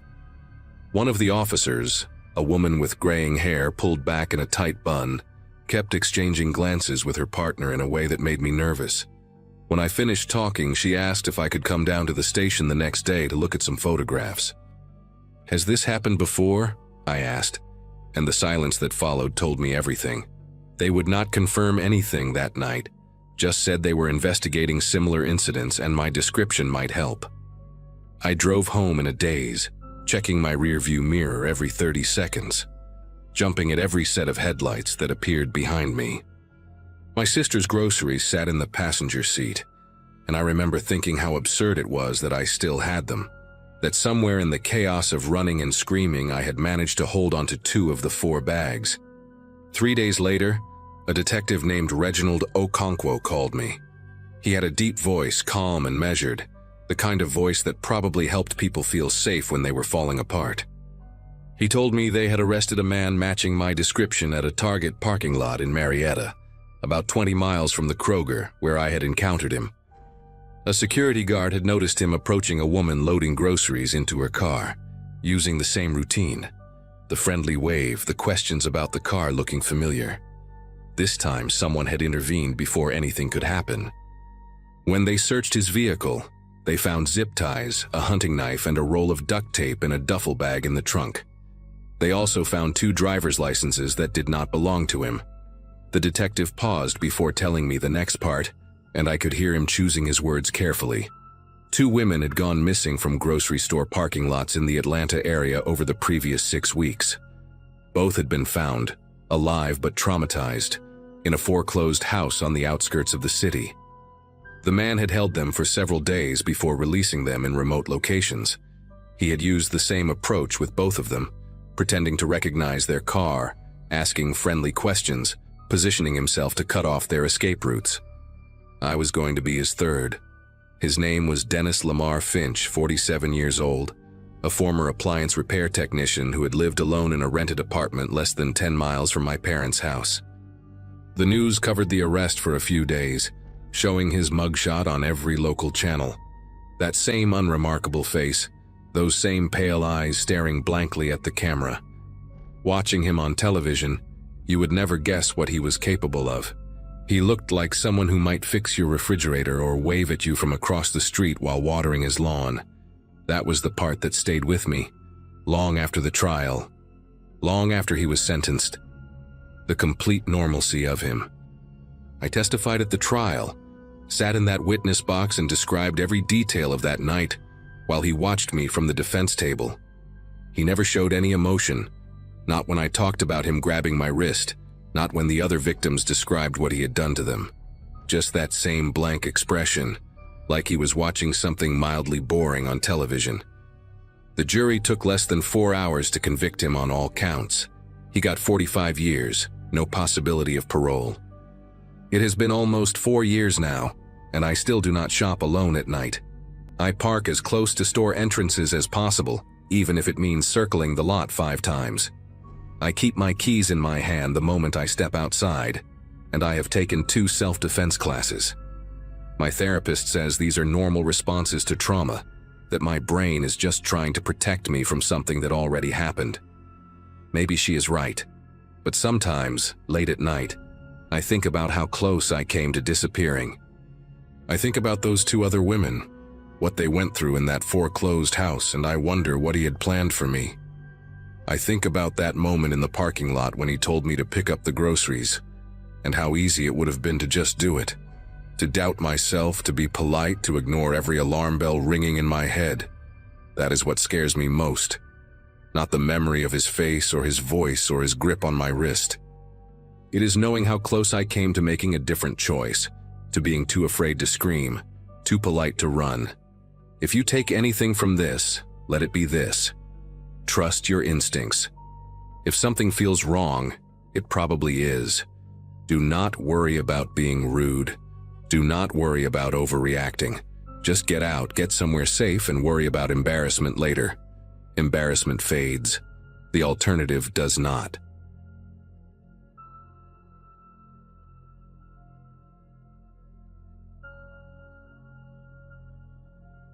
Most of this happened during a stretch of my life when I was juggling long shifts at a small marketing firm and spending most evenings alone in my apartment, trying to distract myself from how stagnant everything felt. Matching with someone online wasn't unusual for me, but meeting someone who seemed genuinely attentive from the very first message caught me off guard. He introduced himself as Ethan, mentioned he worked in consulting, and had this way of asking questions that made me feel like he was actually listening. I remember sitting on my couch that night eating leftover pasta, surprised at how naturally the conversation flowed. He wasn't pushing anything weird, wasn't making inappropriate jokes, just easy, calm exchanges that somehow made the room feel warmer. By the time I went to bed, I was smiling like an idiot, wondering how someone like him had even noticed me.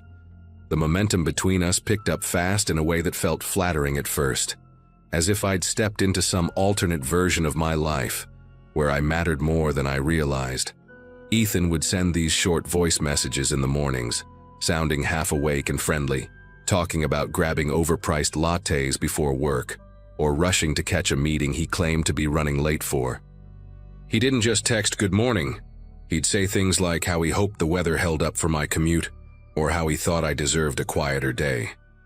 Small things, but no one had spoken to me like that in a long time. Within a week, he suggested meeting in person, and even though the pace was making me nervous, I let myself get swept up in it. The attention felt intoxicating, like someone had finally decided I was worth choosing. When we met for the first time at a small cafe near a busy downtown street, he showed up wearing a navy jacket with scuffed elbows and a watch that looked older than he claimed it was. His hair was neatly cut, but one side stuck up like he'd been in a rush and hadn't noticed. He smiled easily, not forced or awkward, and his laugh came out in these short, breathy bursts that made other people at nearby tables glance over. We talked about travel, work, hobbies, and he had an answer for everything. Smooth, confident, polished in a way I couldn't quite place. Still, he paid for everything without blinking and walked me back to my car like he'd known me forever. I told myself the annoying tug in my chest wasn't fear. It was just unfamiliar excitement. Over the next couple of weeks, Ethan's generosity escalated. He sent food to my apartment on nights he knew I was working late, bought concert tickets for a band I'd mentioned once in passing, and even sent a small package with a book he said reminded him of me. It all felt flattering, but there were moments that didn't line up cleanly. He'd mention a project at work, and then forget he'd already described it differently 2 days earlier. He said he'd grown up in a coastal town, but later mentioned being from the Midwest. When I teased him lightly about the contradictions, he brushed them off with a quick joke, or changed the subject entirely. None of it felt alarming yet, but there were little threads that tugged at my attention when I lay awake at night replaying conversations. I kept telling myself that everyone exaggerates sometimes, and maybe I was reading too much into it. One evening, while Ethan was supposedly on a business trip, he called me from what sounded like a busy hotel lobby.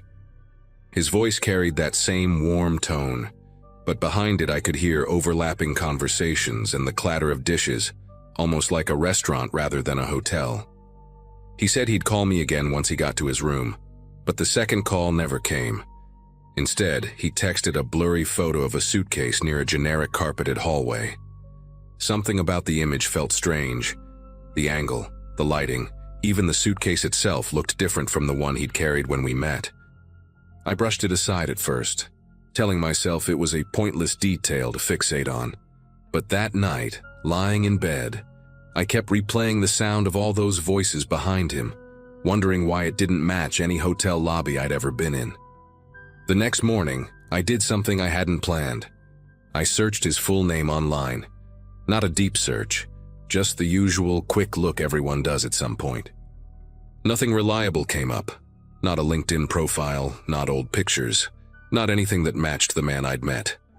His phone number traced back to an area nowhere near the city he claimed he lived in. When I asked him casually about his workplace later that day, he gave me a company name I'd never heard of, and muttered something about their private contract work, as if that explained the lack of information. It wasn't enough to raise an alarm on its own, but the gaps were widening, and my mind kept drifting back to those small inconsistencies that were starting to pile up.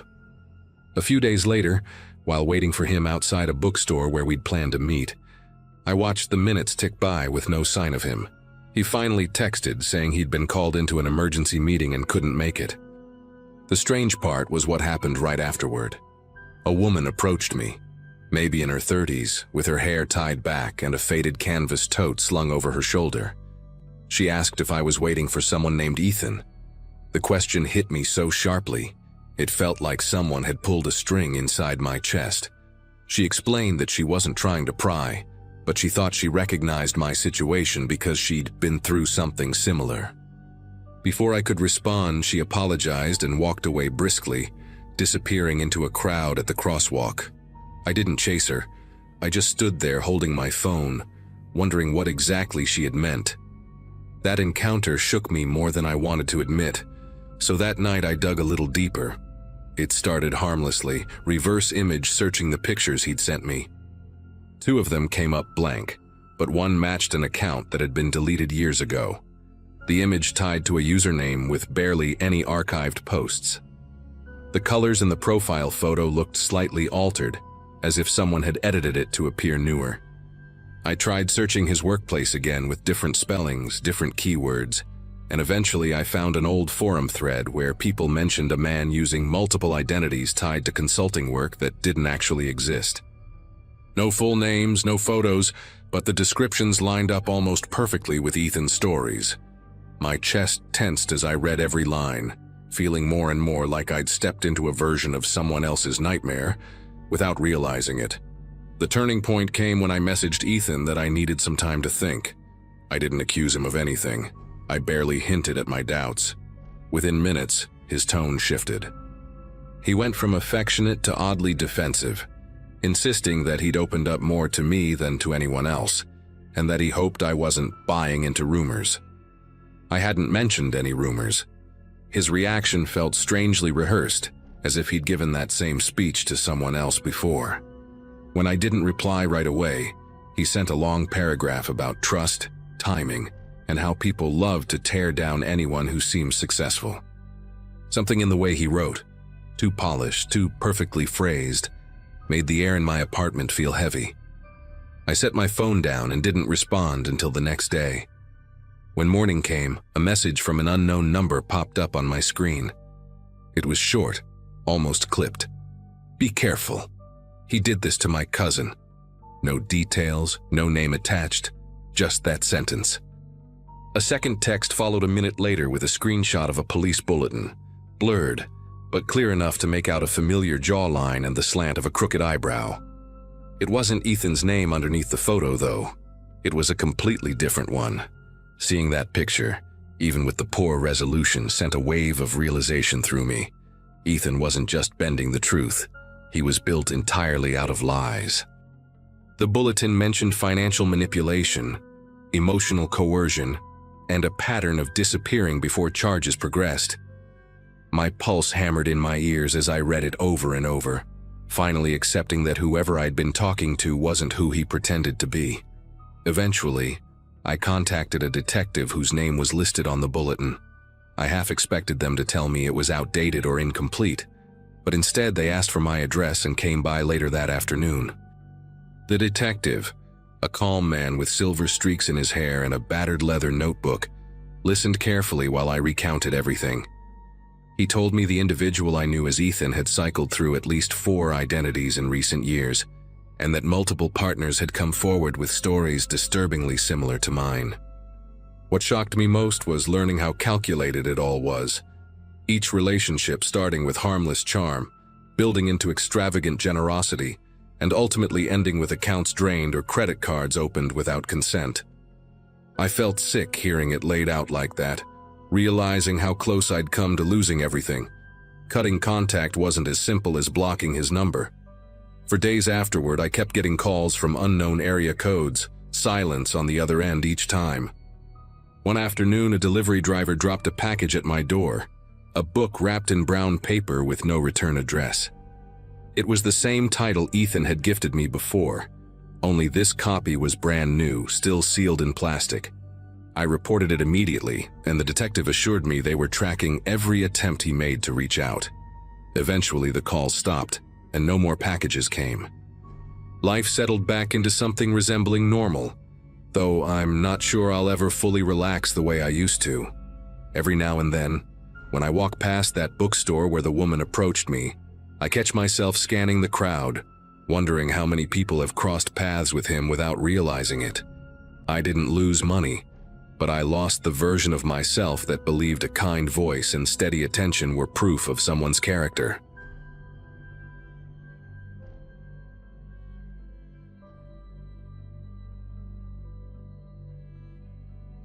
I remember that period of my life as a time when everything felt predictable in the best way. I worked in a mid-sized distribution office, handling order coordination during the late shifts, usually leaving after most people were already gone. My routine rarely changed: coffee on the way in, headphones during the first hour of sorting emails, lunch with the same handful of coworkers who liked quiet tables. That consistency made it easy to notice when someone new began drifting into my orbit. His name was Colin, a recent transfer from another branch. He didn't draw attention to himself. If anything, he blended into the background so well that people often forgot he was in the room. Still, he'd offer small comments here and there. Nothing strange, just polite observations about workloads or how chaotic certain shifts could get. The acquaintance started because we happened to clock out around the same time for about a week. He'd walk beside me toward the staff exit, not talking much, and honestly, I didn't think anything of it. He didn't radiate confidence or charm. He just seemed like someone who hadn't quite figured out how to make friends in a new place. I'd respond when he spoke, ask basic things like how he was adjusting or whether he'd settled into the system yet. It felt harmless, a workplace courtesy, something you do so the environment doesn't feel stiff. I never sensed anything intense behind his comments, no undertones of interest or anything that would make me question the small talk. The first shift where things shifted, I was updating a shipment log when he approached. Leaning slightly over the edge of my desk, he asked if I wanted to grab a drink after work. The way he asked wasn't inappropriate, but something about his expression made it clear he expected a specific answer. I kept my tone light, told him I didn't go out with coworkers but appreciated the offer. He nodded, said, "Of course," and walked off without any visible reaction. I genuinely thought that would be the end of it. just a moment of awkwardness that would fade with time.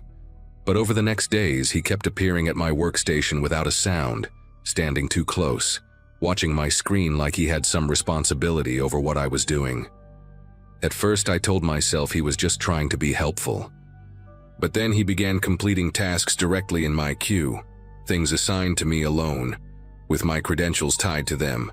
He'd do it during breaks or the rare times I stepped away, and when I confronted him gently, he'd give this puzzled look, as if I should be grateful.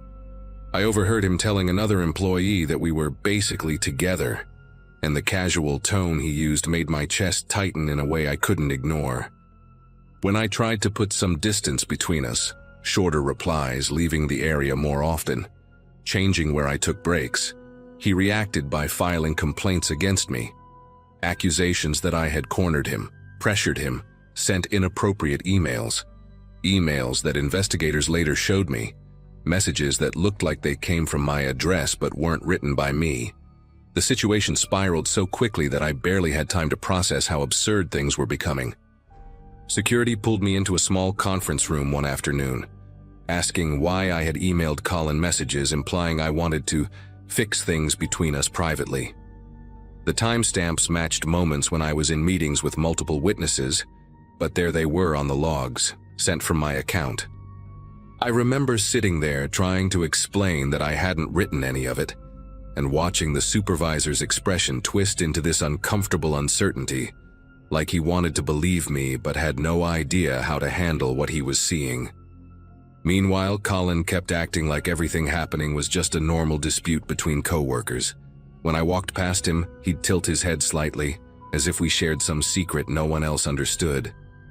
After HR got involved, I thought things might slow down, but he started finding new ways to insert himself into places he didn't belong. The building had storage rooms that the cameras didn't fully cover, blind corners created by old shelving and poor installation. He began showing up in those exact spots whenever I passed through them alone. He wouldn't touch me, but he'd block part of the exit with his body, speaking softly, saying things like, "We could just talk if you stopped avoiding me." The worst part was how calculated it felt. Every time I changed my routine, different routes, different break times, he'd adapt, almost like he was mapping the building in real time through my movements. I started sticking close to coworkers, walking in groups, avoiding any hallway where I couldn't see both ends. Even then, he found ways to get to me. He'd slide papers onto my desk containing strange handwritten notes about how relationships take effort, or how I made things complicated. My manager tried intervening once, but Colin just smiled awkwardly and acted confused, pretending he didn't understand why I interpreted his behavior as anything more than attempts at reconciliation. The unsettling part was how good he was at playing harmless. He knew exactly when to panic, when to act timid, when to look overwhelmed. Around others, he became this soft-spoken guy who just wanted to fix an imaginary conflict. The night everything peaked, I stayed later than planned to finish end-of-day reports. The building had that hollow quietness it gets after everyone leaves. Lights humming faintly, vents clicking. The kind of silence that makes every sound feel too sharp. I kept checking the hallway, half expecting him to appear, but my floor seemed empty. When I finally walked out to the parking lot, the air felt heavy, like a storm was building somewhere far away. My car sat alone near the back row, and even from a distance I noticed something about it looked wrong. The angle felt off, slightly slumped toward the ground in a way I couldn't ignore, but I didn't understand what was going on until I got closer. All 4 tires were sliced open, the cuts clean and deliberate, not the kind of damage you get from hitting debris. A piece of paper was tucked beneath the wiper, held in place by the breeze. I remember staring at it for a moment before picking it up, my pulse stumbling when I recognized his handwriting. The message read, "You don't get to leave until I say so." There was no signature, but it didn't need one. Every letter leaned forward in the exact same way as the notes he'd left on my desk. I backed away from the car instinctively, scanning the lot, half expecting him to step out from behind one of the pillars or from between the delivery trucks. I ran back toward the building, but the main doors had already locked for the night, leaving only the employee exit on the side. I hovered near the doorway, trying to call someone from security, but the signal in that corner of the lot always dropped to almost nothing. While I was waiting for the bar to fill enough to get a call through, I noticed movement near the fence. Just a shift of darkness, but enough to make my breath hitch. I ducked inside the stairwell and stayed there, listening for steps or voices. Nothing came. After a few minutes, one of the night shift supervisors returned from a smoke break and walked me to the security office, insisting I shouldn't go back out alone. They reviewed the cameras, but the lot angles were terrible, and the vandalism had happened just outside the visible range. When the investigators finally got involved, everything unraveled at once. They discovered he'd been accessing internal systems he shouldn't have touched, logging into schedule trackers, opening archived shift data, reviewing my time card history, even monitoring when my badge scanned through certain doors. The IT team found a pattern stretching back months, with him quietly building a profile of my routines. The worst discovery was that he had manipulated certain camera feeds during specific moments when he, coincidentally, bumped into me in those storage areas. He acted like all of this was a misunderstanding, claiming he just liked being prepared, but the digital trail was too thorough to dismiss as anything innocent. I ended up taking extended leave while the company handled the fallout. He was removed from the premises, escorted out in complete silence, not saying a word to anyone. The investigators told me he'd been planning his claim for far longer than anyone expected, but they wouldn't go into detail beyond that. I never saw him again after that night, and part of me still wonders what would have happened if his note hadn't been the thing that finally pushed everything into the open. I've changed jobs since then, changed routines, changed the way I move through spaces. Even now, whenever I walk through a quiet parking lot, I catch myself checking the corners, making sure no one is waiting in those patches of darkness just beyond the lights.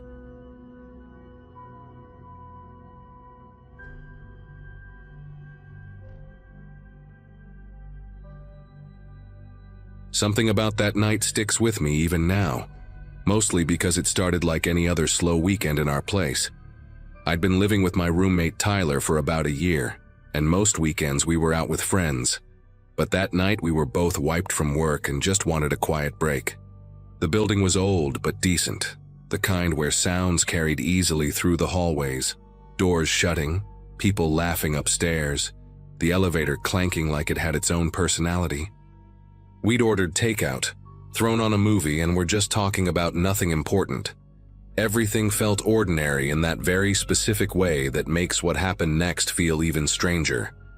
I remember the air from the open kitchen window drifting in, cooler than usual, and the way it made the blinds click together in a steady rhythm that almost lulled me into sleep.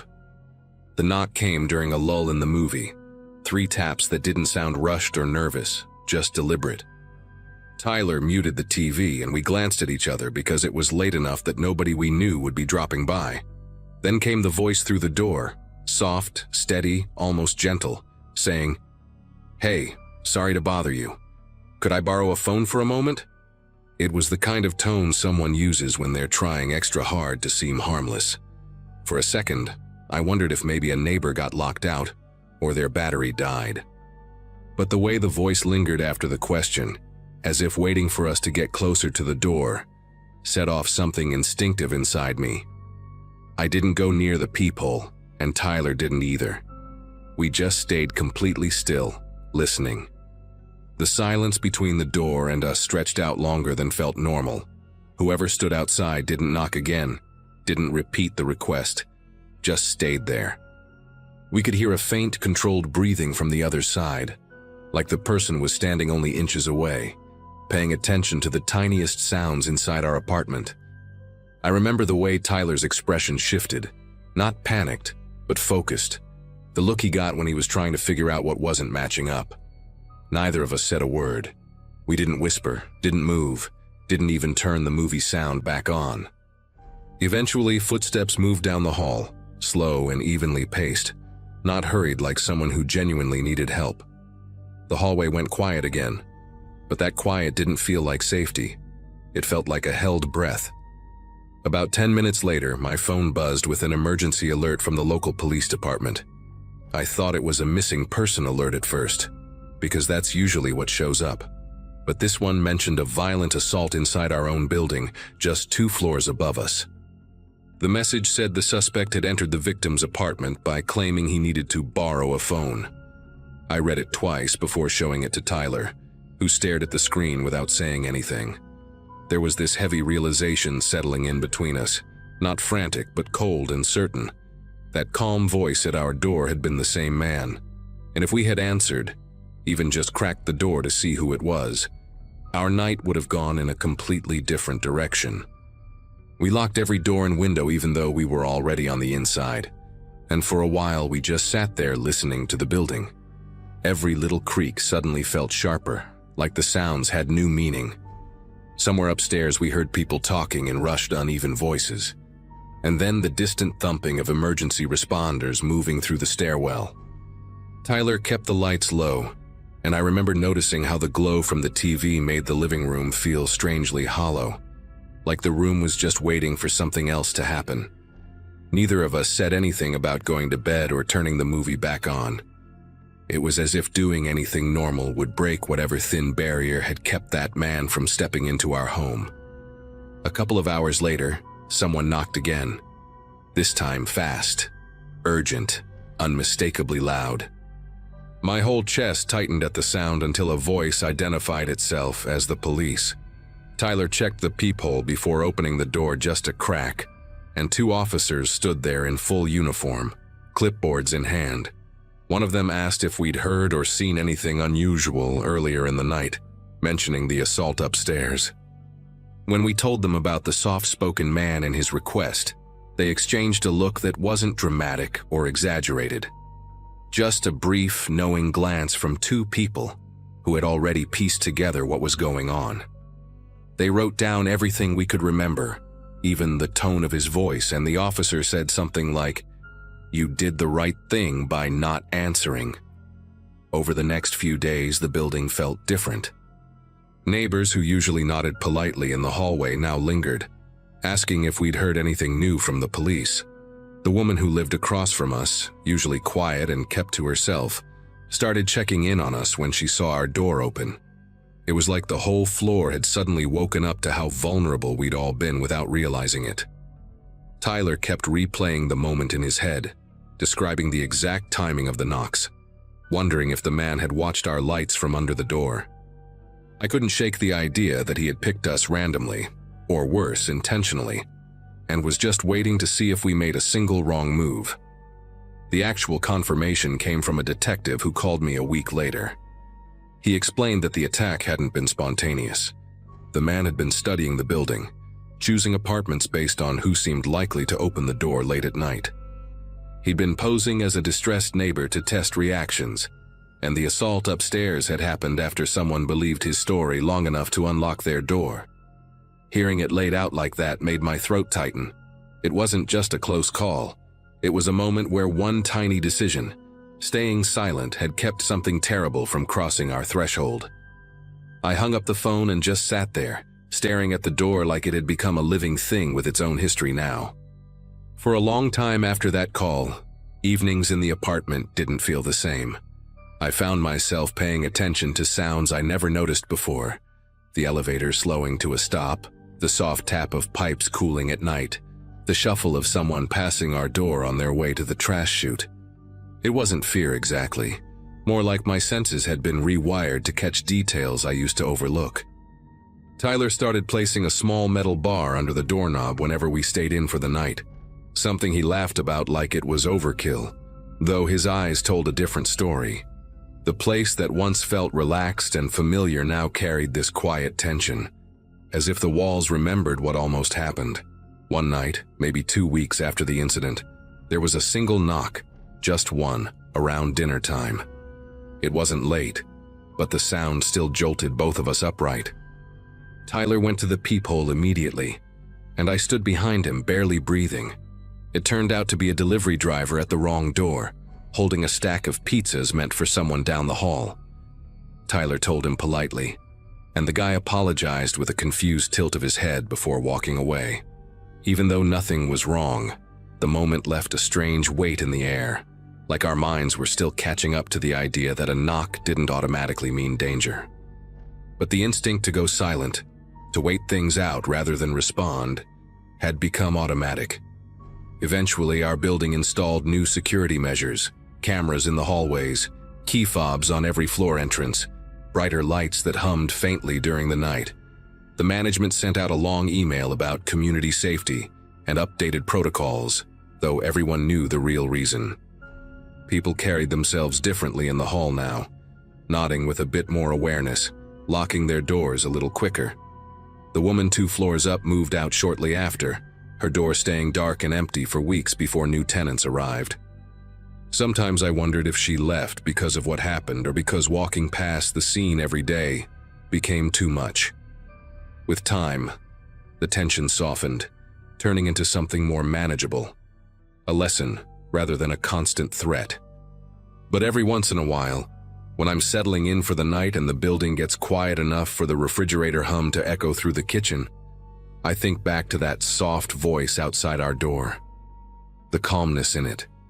The patience. The way he waited, listening. It still unnerves me how ordinary his request sounded and how close we were to letting him in.